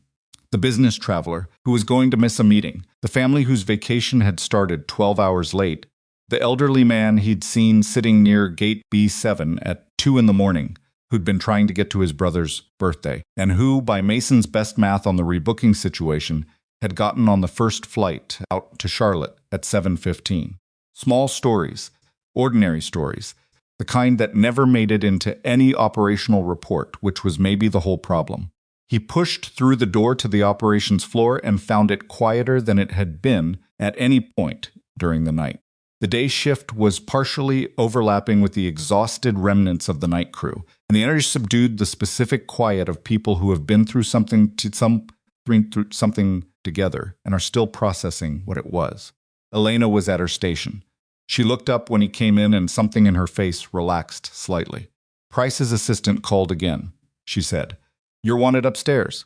10 minutes ago, apparently. He smoothed his jacket. He was aware of how he looked wrinkled uniform, no badge, the visible accumulation of 8 hours of sustained operational pressure on a face that hadn't seen a mirror since early the previous evening. Thought briefly about whether there was anything he could do about any of that, decided there wasn't, and walked to the elevator. The executive level felt different in the morning. The amber lighting was the same, the carpet still absorbed sound the same way, but the quality of the stillness had changed. Careful, controlled hum of a powerful place managing itself had been replaced by something more raw and provisional. The way a room feels after a difficult conversation has finally ended. No quite knows what to do with the space yet. Price's assistant led him to the main conference room without any small talk, which told Mason something about the seriousness of what was waiting on the other side of the door. Were 6 people in the room. Wendell Price at the head of the table, still composed. He'd removed his jacket and was in his shirt sleeves, which on a man like Price was roughly equivalent to anyone else appearing in significant disarray. Two board members Mason didn't know by sight, one joining remotely on a screen at the far end. A woman in her 50s who carried the particular bearing of a senior attorney, specific, watchful, doing several things at once in her head. Brielle Kensington, sitting to Price's right, not at the head of the table, but close enough that the positioning still communicated something. Brielle looked like a person who had been in a room talking for a very long time. Her composure was still intact in the structural sense. She was not visibly falling apart, but the edges were different. Something had been worn away. She looked younger, somehow, and she had a 217 in the executive suite when she'd held out her hand for his badge. Younger and considerably more tired, in the way that people look when they've stopped performing. Harlan Kensington was in the corner. He was sitting in a chair that wasn't at the table, a smaller chair near the window, slightly apart from the formal arrangement of the meeting. He was 81 years old and looked it, but he held himself upright in that chair with the kind of physical presence that doesn't have anything to do with size or youth, the presence of someone who built something and understands its weight. He had white hair and large hands and eyes that were sharp in the way that certain kinds of intelligence stay sharp, regardless of what the rest of the body is doing. When Mason came in, Harlan looked at him and gave a single small nod, the nod of acknowledging that the phone call had been worth making. "Mr. Calloway," Price said. "Please sit down." Mason sat. "I want to begin by being direct," Price said, which was the kind of sentence that Mason had learned to brace for. "The board has been in session for approximately 4 hours. We have reviewed the documentation you compiled, the system logs from the past 72 hours, Victor Hale's authorization records, and a set of financial disclosures that our attorneys requested from external sources beginning at approximately 3 this morning." He paused. "What we found is considerably more serious than fraudulent cancellation coding." Mason waited. Victor Hale had established a set of investment positions through 3 intermediary entities that were structured to benefit from a significant decline in this airline's stock value. Positions were established 6 weeks ago.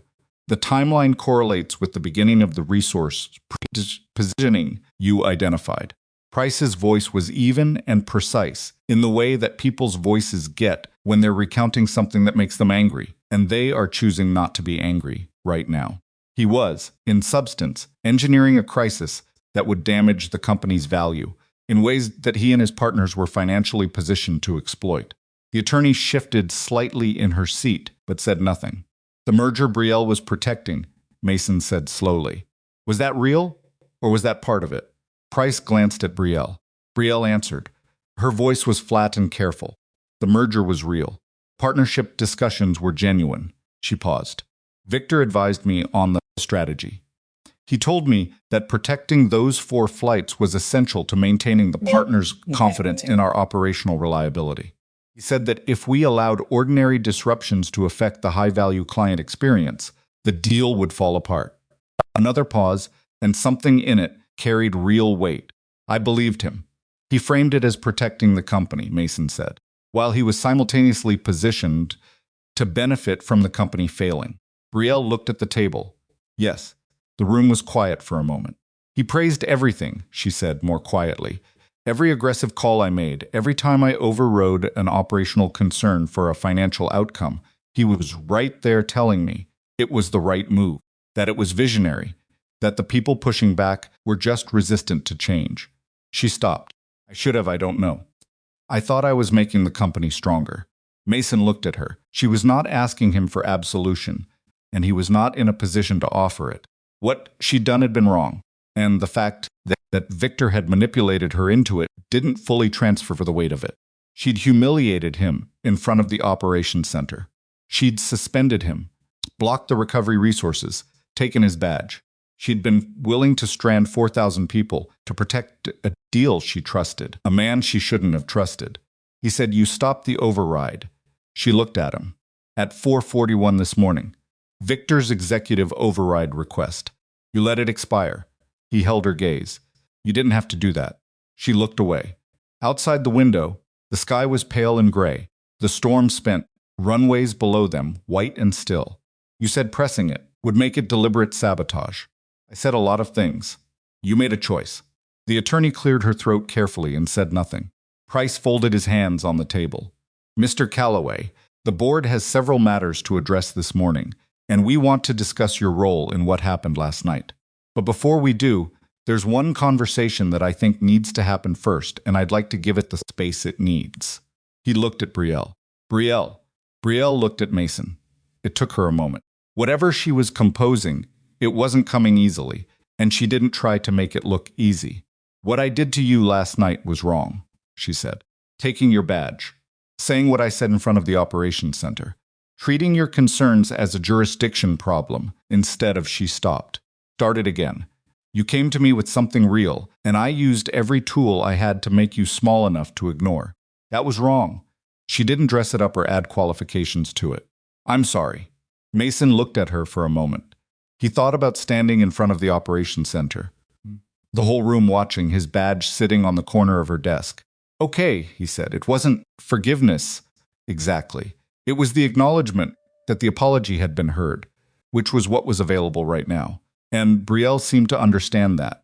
Harlan spoke from his chair in the corner, his first words since Mason had entered the room, the quality of his voice deep and unhurried, with the roughness of age and the authority of someone who had earned his place in every room he'd ever sat in to shifted the temperature in a way that had nothing to do with volume.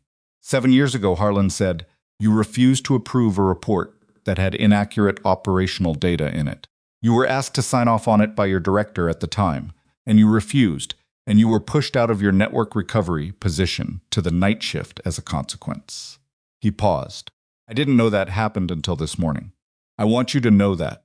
Mason looked at him. It was a long time ago. That's not the point I'm making. Harlan's eyes were steady. The point is that the same thing that happened to you 7 years ago nearly happened to 4,000 passengers last night. And it didn't, because the same man who refused to sign a dishonest report back then refused to accept dishonest canceling codes now. He was quiet for a moment. You didn't leave, even when they took your badge and told you there was nobody powerful enough to stop them. You didn't leave? Mason didn't say anything. That's not a small thing, Harlan said. I've been in this industry for 53 years, and I've watched a lot of people leave. The room was quiet. The attorney was writing something. The board members were watching. Price had his hands still folded on the table. What happened over the next 2 hours was procedural in the way that serious institutional reckonings tend to be careful, documented, and very slow relative to the urgency of what had preceded it. The board laid out its preliminary findings. Victor Hale's termination had been immediate. The financial irregularity investigation had been referred to external authorities, and the attorney walked through what that process would look like. Brielle's position was addressed in terms that were formal and final. The board had determined that the authorization of fraudulent cancellations and classification, regardless of the circumstances or manipulation involved, represented a breach of the fiduciary responsibility required of the CEO role. Brielle didn't fight it. She asked 2 specific questions about the transition timeline and the messaging to the partner companies involved in the merger, and both questions were about herself, which Mason noticed. Price turned to Mason. Your suspension is formally withdrawn as of this conversation, Price said. Your employment record will reflect that. But I'd like to discuss something more significant, and I want to be straightforward with you about what the board is considering. All right, we've reviewed your employment history, the full history including your time as Network Recovery Director. Price paused. We also spoke this morning with 4 people who worked on the operations floor last night. Elena Brooks, Ray Decker, Gerald Norris, and a gate agent named Carmela Reyes, and asked them to describe what they observed. He paused again. Counts were consistent, and they were detailed. What they described was someone who understood the system well enough to work around every obstacle we put in front of him, who made decisions under time pressure that required both technical expertise and a very specific kind of judgment about what mattered and what didn't, and who did all of it without a badge, without authority, and against active opposition from multiple levels of the executive team. Mason waited. The board is proposing a new role, Price said. Vice President of Operational Integrity. It would carry executive-level authority over operational classification, cancellation verification, resource allocation auditing, and a new independent review process that we believe needs to exist as a structural check within this organization. He looked at Mason steadily. We want you to build that structure, from the ground up, with the authority to make it stick. Mason looked at the table for a moment. My night shift, he said, would be covered by someone else. I have a daughter. Her school schedule is built around my nights. I'd need to restructure a lot of things. We understand. I'd also need certain things from the board, in writing before I agreed to anything. Compensation. I'll get to compensation, but structural things. Independent verification requirements for weather cancellation codes. Formal reporting channel for operations staff to escalate concerns without going through the executive chain. Finance losing override authority on operational records. Price looked at him. You've been thinking about this. I've been thinking about it since 3 this morning, when I was running a departure sequence on a suspended badge because the existing system had no mechanism for stopping what was happening. Mason looked around the table, the attorney, board members Price, Betrayal. He looked at Harlan in the corner. Last night worked out because a specific set of people made specific decisions under pressure. Ray Decker moving equipment. Gerald Norris making a phone call. Ramp workers coming back involuntarily. Betrayal letting an override expire. He paused. That's not a system. That's luck and individual character. And you can't build an airline on luck and individual character. You need structure that doesn't require a crisis and a phone call to a retired founder in the middle of the night to function. The room was quiet. If I take this role, Mason said, I'm not taking it to fix last night.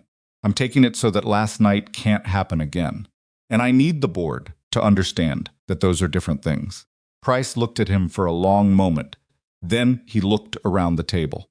The remote board member's audio clicked on briefly and clicked off again. The attorney looked up from her notes. We understand the distinction, Price said. I'll need 2 weeks to arrange my daughter's situation. I want Elena Brooks formally recognized for what she did last night. A bonus, a title adjustment that reflects what she actually does. That can be arranged. And Ray Decker. Yes. And I want to talk to Gerald Norris directly before I accept anything because there's something I need to say to him that isn't the board's business. Price blinked, which was the closest thing to surprise Mason had seen from him. Of course. Mason nodded once. Then I'll have an answer for you in 2 weeks. He stood. He shook Price's hand and the attorney's hand and the visible board members' hands. When he reached the corner where Harlan was sitting, he stopped. Harlan looked up at him from the chair, 81 years old and sharp-eyed and visibly tired in a way that wasn't just the morning's fatigue. Thank you, Mason said, for answering. You hadn't called in 7 years, Harlan said. When I heard your voice, I knew it wasn't nothing. Mason nodded. She's my daughter, Harlan said quietly, and it wasn't an excuse or a defense.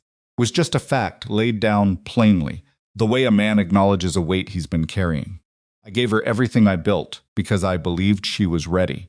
Maybe I believed it too much. Mason didn't say anything for a moment. She let the override expire, he said again. Harlan looked at him. You keep saying that. Because I think it matters. She made a bad call, and then she stopped herself from making it worse. The moment it cost her something to do it. He paused. That's not nothing either. Harlan was quiet for a moment. Something moved in his face that Mason didn't try to name. He said finally, I don't suppose it is. Mason left the conference room and walked back to the elevator. He rode it down to the operations level and stepped off into the familiar smell of bad coffee and recycled air. The board would spend the rest of the day in meetings. The attorneys would spend weeks building cases. The business press would spend the next news cycle doing what they did. He found Gerald Norris in the break room, sitting at a small table with a cup of coffee that had gone cold, staring at nothing in particular. Gerald looked up when Mason came in. Board wants me to take something, Mason said, sitting down across from him. A VP role. Gerald looked at him. Are you going to take it? Think so. But I wanted to talk to you first. Why? Because you made a phone call this morning that you didn't have to make. And I don't know if anyone's said that to you directly. Gerald looked at his coffee cup. He picked it up, seemed to realize it was cold, and set it back down. I've got 3 months left now. Counted wrong earlier. 3 months and then I'm done. He was quiet. I've been in this industry a long time. I've seen things handled wrong, and he stopped. I've looked away from things, because looking away felt safer. Last night was not the first time someone asked me to look away. Mason waited. I made one phone call, Gerald said, to airport authority, a call that I could have made 2 hours earlier if I'd. He stopped again. Make me into something I'm not. I spent 2 hours standing against a wall, trying to calculate how much I could afford to care. So don't thank me for the phone call. It was late. It was there, Mason said. That's enough. Gerald looked at him with the expression of a man who wasn't sure he agreed, but who lacked the energy to argue about it. Then something in him shifted, not resolution exactly, but the release of something he'd been holding. You gonna be okay? Gerald, probably. Eventually. Your daughter. Yeah. She doesn't know what happened tonight. I was at work. I'll explain it when she's older, in whatever version makes sense by then. Mason looked at the table. Or maybe she'll figure it out herself. She figures most things out herself. Gerald almost smiled. Sounds like her father. Mason stood, picked up Gerald's cold coffee cup, took it to the sink, and rinsed it out. He set it on the drying rack. Get some sleep, he said. You too, Gerald said. He walked out of the break room, yet through the operations floor toward the exit, past Elena's station where she was still working, head down, glasses on her nose, doing what she did. He stopped. Elena. She looked up. The board is going to be in touch with you about a title change. She stared at him. What kind of title change? The kind that matches what you actually do. He paused. Put your name forward. So did Price, after he talked to you this morning, apparently. She held his gaze for a long moment. Her expression did a complicated thing that moved through several different emotions without fully settling on any of them. You didn't have to do that, she said. No, he agreed. But I did it anyway. She looked at him for another moment, then pushed her glasses up and went back to her screen. Which was, Mason thought, exactly right. He pushed through the final door and walked out of the building into the February morning. The storm was completely over. The sky was pale and washed out, the kind of sky that comes after hard weather, emptied. Colorless, suggesting nothing. Temperature had dropped further during the night, and his breath made clouds in the air. Parking lot was half buried in the snow that the storm had deposited between midnight and 5, and his car was somewhere under the undifferentiated white expanse near the staff section, and he was going to need to find it and dig it out. Stood on the sidewalk for a moment, not moving, just standing. The runways were still closed. In a few hours, the treatment crews would have them cleared and inspected and certified again, and flights would begin moving, and the cascading disruption of one night's grounded operations would work its way through the system over the next 48 hours like a slow wave, affecting connections and reservations and plans in cities he'd never been to. The system was too large and too interconnected to absorb one night's damage cleanly. 21 flights had made it out. He went to find his car. He found his car under 14 inches of snow. It took him 22 minutes to clear it with the ice race scraper. He kept in the trunk for exactly this kind of morning. And by the time he finished, his hands were red and stiff, and his back had that particular ache that comes from bending at an awkward angle in cold air. He sat in the driver's seat for a moment, with the heat running before he pulled out of the lot, watching the defroster work on the last smear of ice in the lower corner of the windshield. His phone showed a text from his sister. Sophie made pancakes. There are some left if you get here before she eats them all. Pressure, but she's been staring at the door for 20 minutes. He drove. The roads were plowed, but not clean, the kind of in-between state that follows a significant storm, where the main surfaces are passable, but the intersections are piled with dirty gray ridges, and the side streets are mostly white. He drove carefully and without music, which was unusual for him. He needed the quiet. He needed the space between what had happened and whatever came next, and the 15-minute drive to his sister's house was the only buffer he was going to get. He thought about what he'd said in the conference room, the things he'd asked for, before agreeing to anything. structural requirements, independent verification, protected reporting channels, finance losing override authority on operational records. He said those things clearly and without apology, and Price had accepted them without significant negotiation. Yes, he'd intervened, which meant either the board genuinely understood what was needed, or they were in enough pain from the night's events that they'd have agreed to almost anything a man with leverage was willing to ask for. He hoped it was the former. He was realistic enough to accept it might be the latter, and that the real work of making those commitments stick would come later, in the slower, less dramatic grind of building new procedures into an organization that had been doing things a particular way for a long time. He wasn't naive about that. He'd worked in aviation long enough to know that the distance between a board resolution and an actual cultural shift was measured in years, not weeks, and that the people who confused the two usually ended up bitter and ineffective. He'd also worked last night, and last night he'd watched Ray Decker move desicing equipment on his own authority, Gerald Norris make a phone call against his instincts, and 9 ramp workers come back in on voluntary overtime in a winter storm, and Carmela Reyes move a cable in the dark so a flight could push. He'd watched Elena build a crew analysis before he'd even asked for it, because she'd read the situation and prepared without being told. None of those people had done what they did because of a board resolution. They'd done it because they understood what mattered, and because on some level, some imperfect, situational, pressured level, they decided to act on that understanding instead of setting it aside. It was harder to build than a procedure, but it was also more durable if you built it right.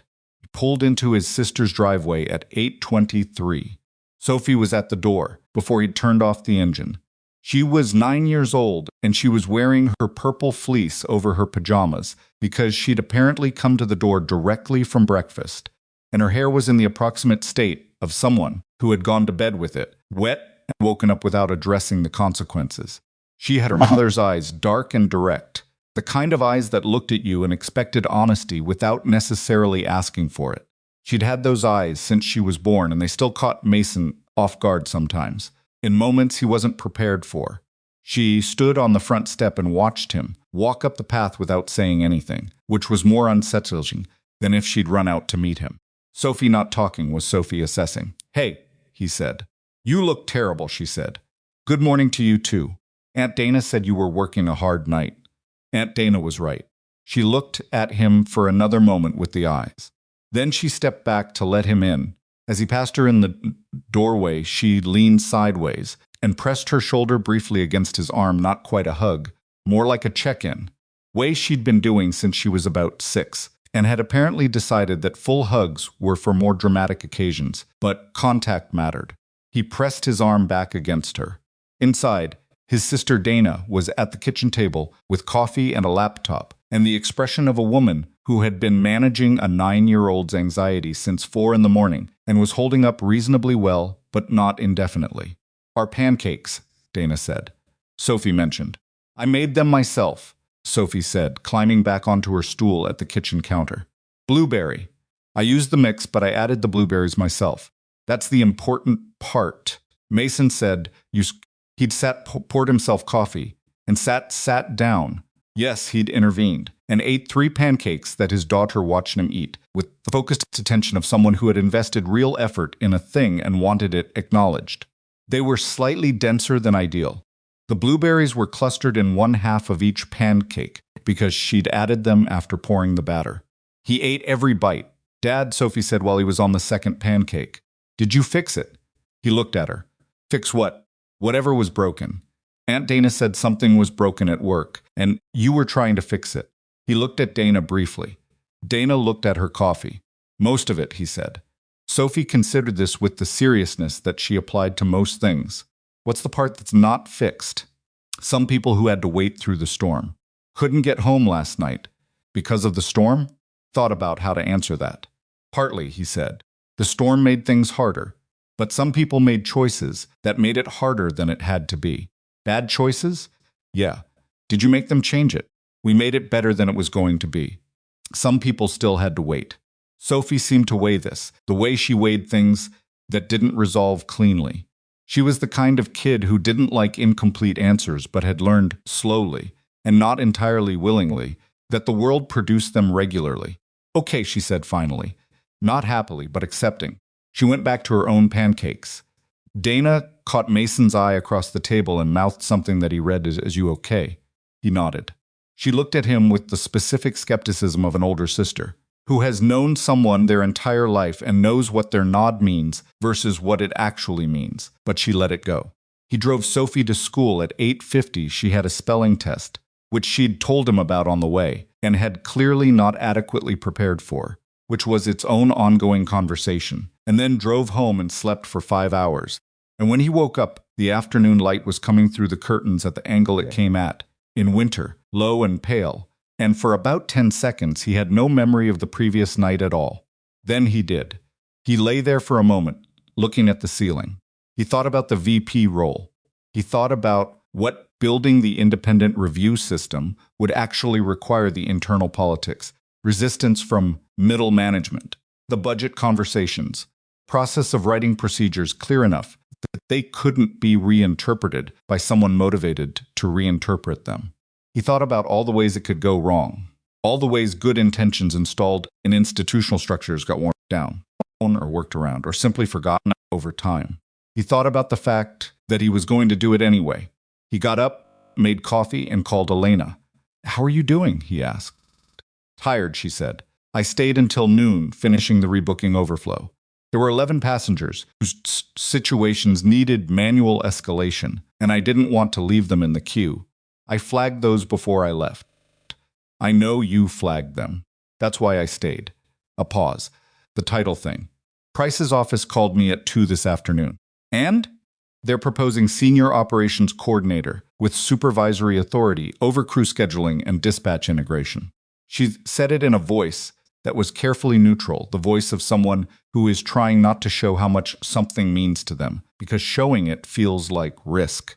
"Is that right?" Mason said. "It's essentially what I've been doing for 11 years without the title or the pay. It's about 6 grades above what I'm currently classified. Is that a problem?" A long pause. "Mason, I've been in this job for 11 years, waiting for someone to notice that what was in my job description and what I was actually doing were 2 completely different things." Someone noticed. She was quiet for a moment. "Yeah," she said in a different voice. "I guess they did." He could hear her breathing. Not crying Elena Brooks was not someone who cried on work-related phone calls, probably not someone who cried much at all, but something adjacent. Controlled expression of someone letting themselves feel something they'd been keeping at a manageable distance. "You deserved it before last night," he said. "No," she said. "But last night is when it happened," which was true, and probably said something important about how these things worked, about the way ordinary competence gets overlooked until a crisis makes it suddenly visible. He didn't say that, because it was the kind of observation that was true, but not particularly useful right now. What was useful was that it had happened. "Get some sleep," he said. "I'll be in touch about the new role. I'm going to need you to help me build this thing." "I figured," she said. "I already have some thoughts." "Course you do." She almost laughed. "Good night, Mason." "Good night." He spent the rest of that day and most of the following week in a state that he could only describe as transitional, not quite in the old life anymore, not quite in the new one, standing in the doorway between them doing the practical work of crossing over. He arranged for Sophie's before and after school care with the family 3 houses down who'd offered it before, and whom Sophie genuinely liked. He had a long conversation with Sophie about the schedule change, which she received with the particular combination of practical questions and quiet absorption that he'd come to recognize as her processing mode. She wanted to know if he'd still be home for dinner most nights. He said yes. She wanted to know if he'd make it to her spring concert. He promised he would. She accepted this with the guarded trust of a 9-year-old who understood that promises weren't guarantees, but that some people's promises were better than others. He went back to Hawthorne Regional 12 days later on a Wednesday morning to formally accept the role. The building was different in daylight.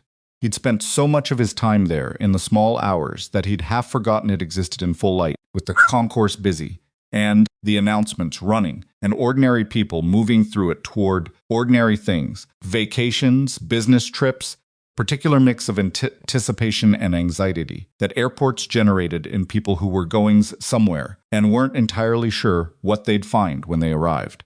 He stopped the main terminal for a moment and watched it. A family of 4 struggling with a stroller and 2 carry-ons, and a child who had clearly been promised something that hadn't materialized yet. An older couple moving slowly and deliberately with the careful patience of people who'd learned to build extra time into everything. A businessman in a good coat, checking his phone and looking at the departures board with the practiced assessment of someone who'd done this 1,000 times and knew exactly how much margin he had.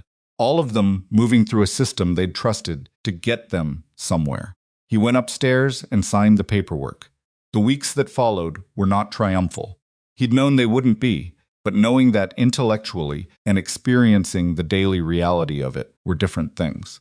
The board's resolution giving him independent verification authority over whether cancellation codes met real resistance from the operations management team, because anyone was willing to openly oppose it, but because institutions resist change through inertia rather than confrontation, the slow drag of existing habits, and the particular reluctance of people who are comfortable with how things work, to accept that how things work is insufficient.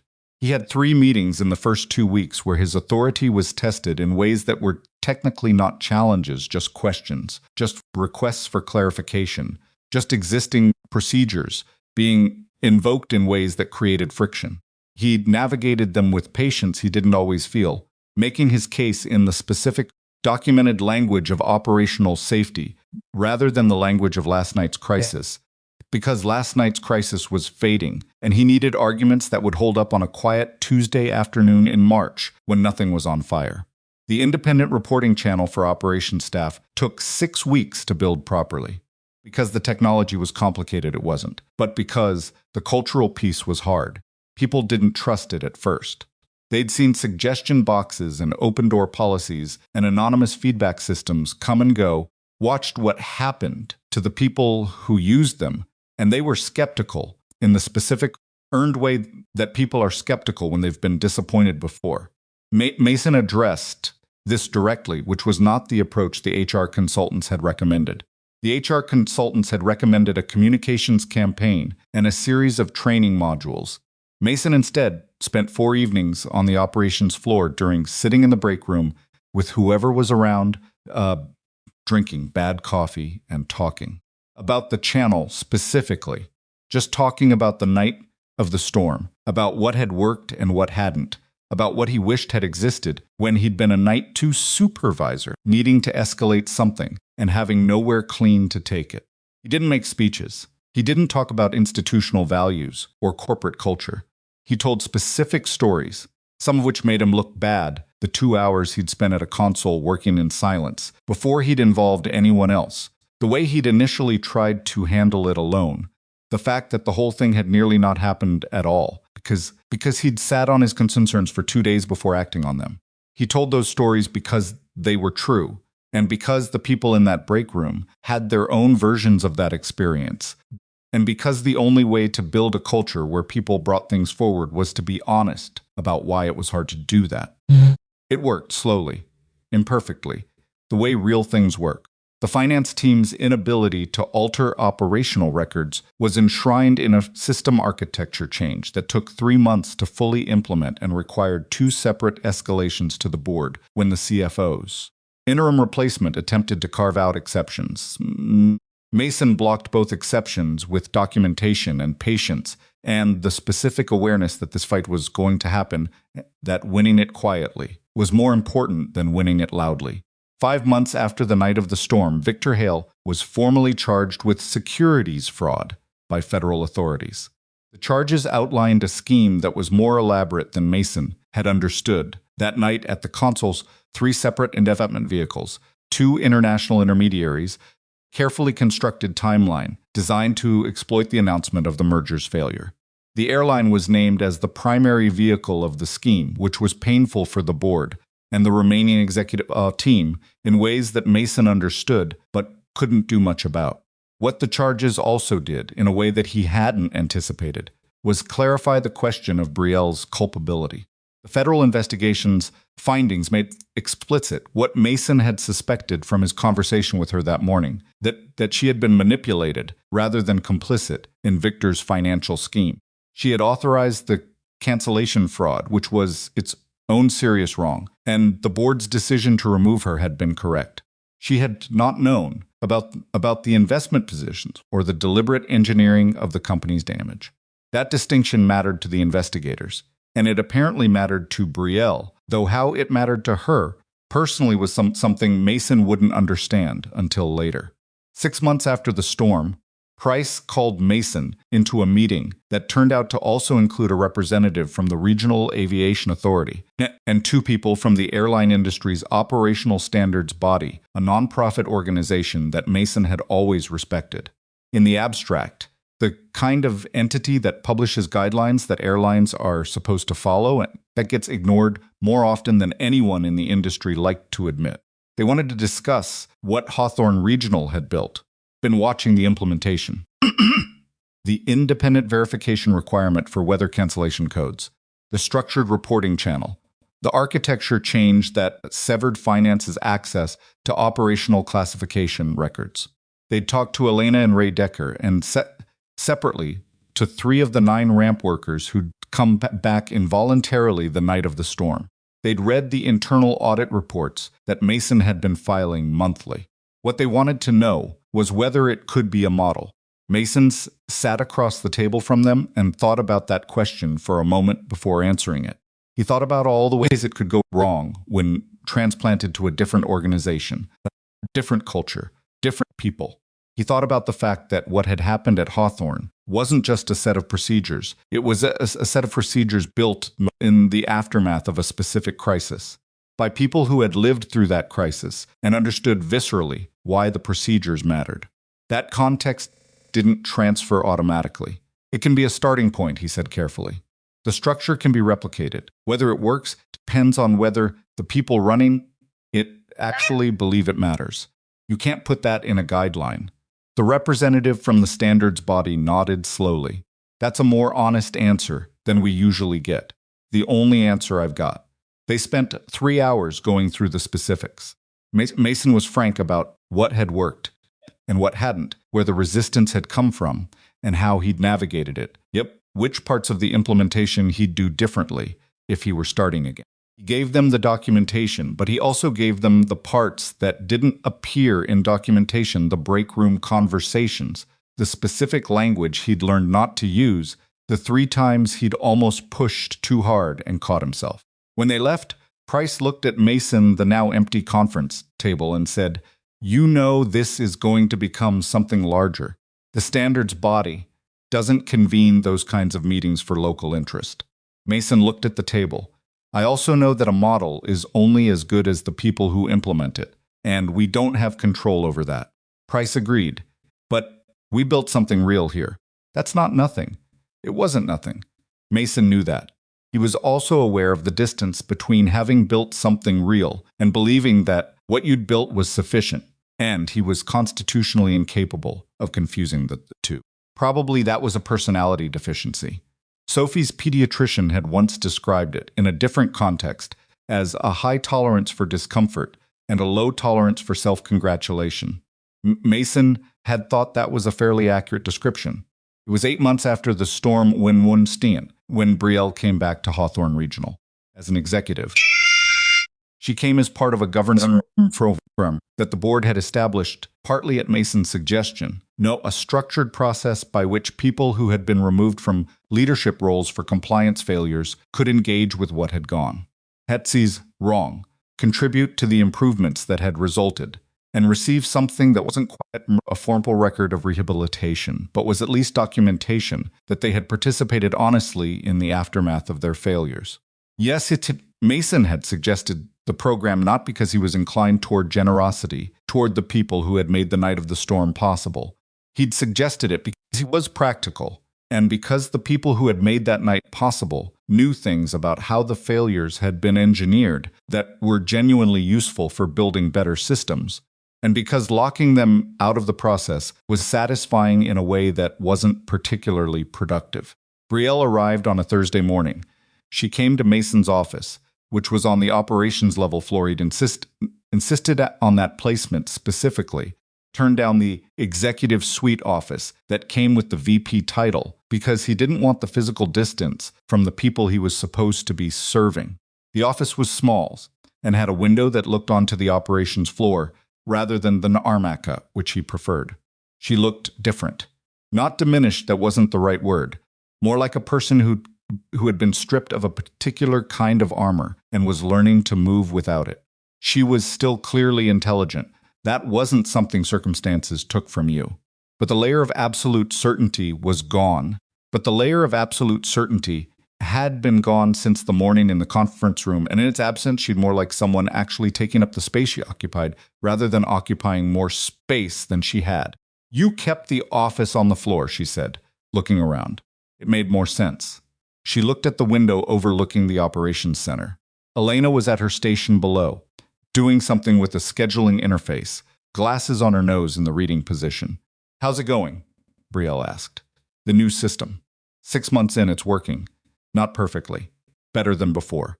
She nodded. She sat in the chair across from his desk, the one for guests, a slightly uncomfortable chair that he'd kept specifically because a comfortable chair invited longer conversations than he usually had the time for. He was aware that was a somewhat hostile approach to office furniture. I've been doing a governance program through a consulting firm, she said. It's partly voluntary and partly required by the settlement terms. I've been talking to a lot of operational people, pilots, mechanics, dispatchers, what they saw from where they stood. And they saw a lot of things that I was never told about. A lot of things that never made it to the executive level because the channels weren't safe. She looked at her hands for a moment. Victor made sure of that, in ways I'm only understanding now. He managed information very carefully. Yeah. Things that would have concerned me didn't reach me, and things that reached me were framed in ways that served his purposes.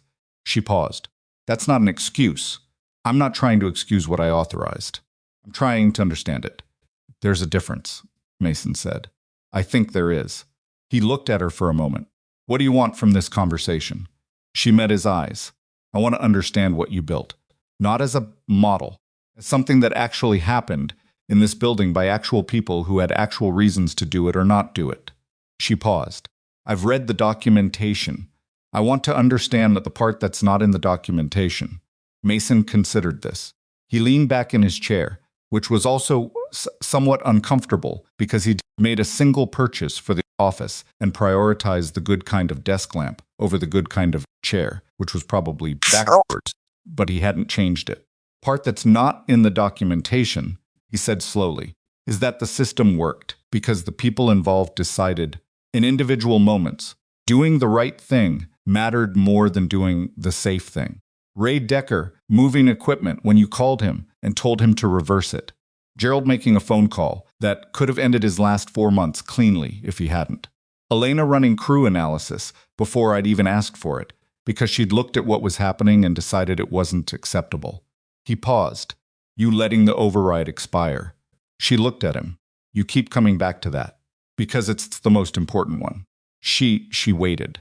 Everyone else who helped that night, Ray, Gerald, Elena, the ramp crew, they were helping from a position of relative safety.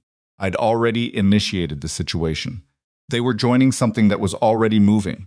The risk they were taking was real, but it was secondary. He looked at her steadily. You were the one person who could have stopped it completely at the moment when stopping it would have protected you. And you chose not to. That wasn't small. Brielle was quiet for a long time. Long enough that the operations floor outside the window conducted several small dramas of its own. A radio conversation, a scheduling adjustment, Elena gesturing emphatically at something on her screen that a junior coordinator was apparently not understanding. I made so many bad choices that night, Brielle said finally. Doesn't feel like one small right choice should count for much. I didn't say it balanced anything out, Mason said. I said it wasn't small. Those are different statements.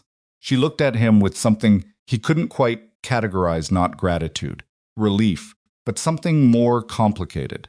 The expression of a person who has been living with a weight and has just been told that the weight is the accurate size, smaller than they thought, but also not larger.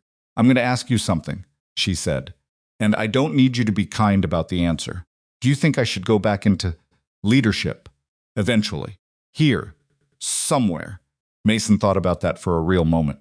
Thought about who Brielle Kensington was, the intelligence that was obviously genuine, the operational boldness that had actually produced real results before Victor had channeled it toward his own ends, the specific capabilities she had for seeing big pictures and making decisions inside them. He thought about what he'd watched her become over the course of one night as the ground fell away from under her. I think the right answer depends on whether you can be the kind of leader who doesn't need everyone to think they're right, he said. You were brilliant and you were wrong. Victor exploited the part of you that couldn't fully hold both of those things at once. He paused. If you can learn to hold both, to be confident enough to lead and uncertain enough to listen, then yes. Probably, eventually. She nodded slowly, not as if the answer had been encouraging, as if it had been accurate. That's the harder thing to learn, she said. Most of the important things are. She left an hour later, and Mason watched her cross the operations floor from his window back straight, moving through the room, with the awareness of someone who understood that most of the people in it knew who she was and what had happened, and who was not pretending otherwise. She didn't look at Elena as she passed. Elena looked up as she passed, just briefly, and something in the brief look was neither forgiving nor hostile, just human, the specific acknowledgement of one person for another, who had been part of the same difficult thing. Mason's daughter visited the terminal for the first time 4 months after he started the new role. It was a Saturday, and he'd brought her in because she'd been asking about the building for weeks in the way she asked about things that had lodged themselves in her imagination and wouldn't dislodge persistent, specific questions, not accepting general answers. She wanted to see where the planes were controlled from. She wanted to see the radar screen she'd heard him describe.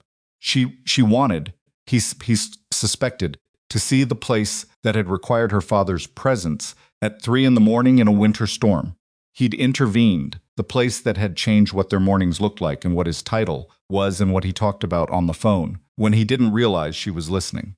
They walked through the main terminal, and he showed her the departures board, which she studied with serious attention, reading off destination names the way she read lists of things systematically, out loud, as if verifying. Denver, she said.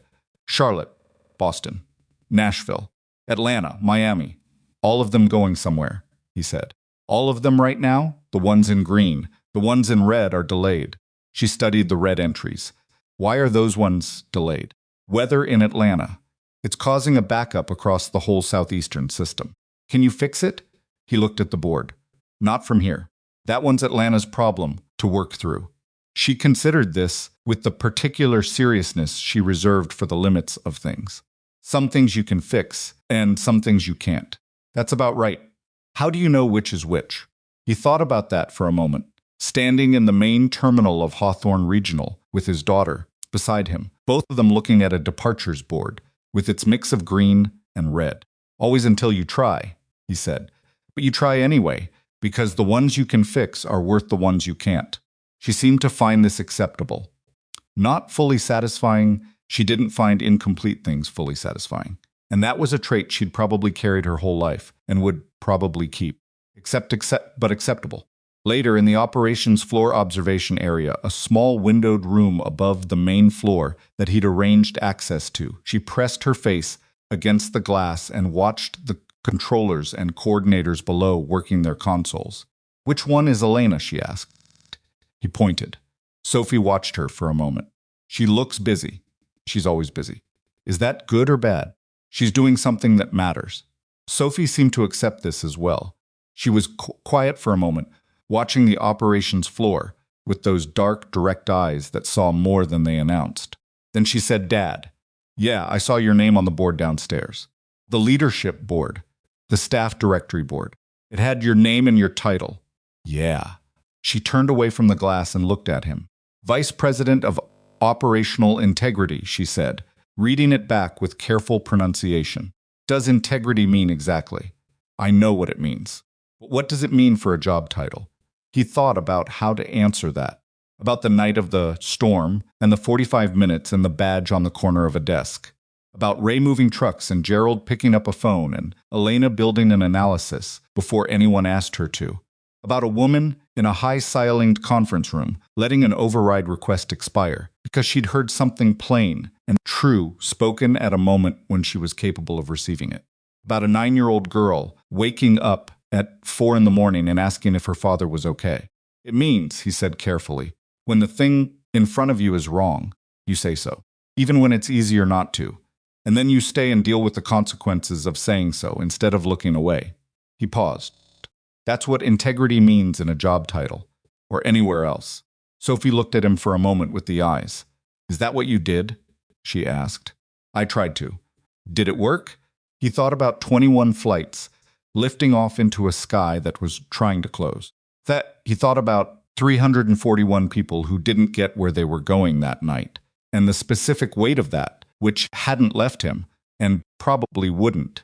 He thought about the system that now existed in this building that hadn't existed before, imperfect and incomplete, and still being argued over in meeting rooms, but real, structurally real, in ways that would outlast last winter's storm, and this spring's procedural battles, and the eventual ordinariness that settled over even the most significant events.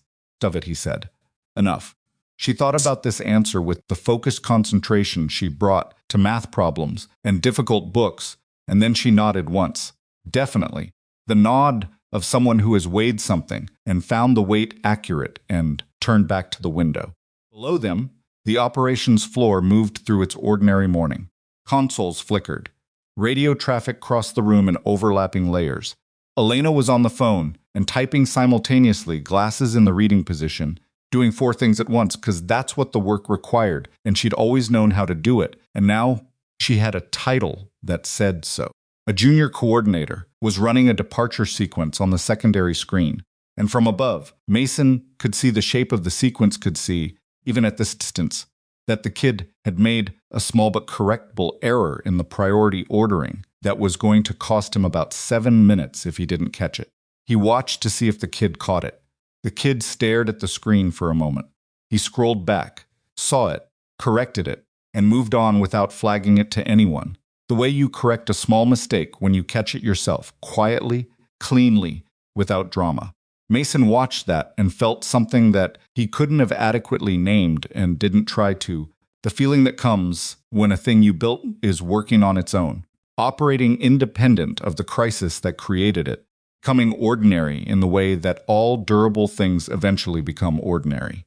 Outside the terminal windows, an aircraft was climbing through the pale winter sky over Hawthorne, its tail catching the morning light before the clouds closed over it, carrying the ordinary weight of ordinary people going ordinary places that mattered enormously to them. Mason watched it go. His daughter watched it beside him. The operations floor hummed below them like a heart that had learned to keep its own rhythm, and neither of them said anything for a while, which was exactly the right thing to do.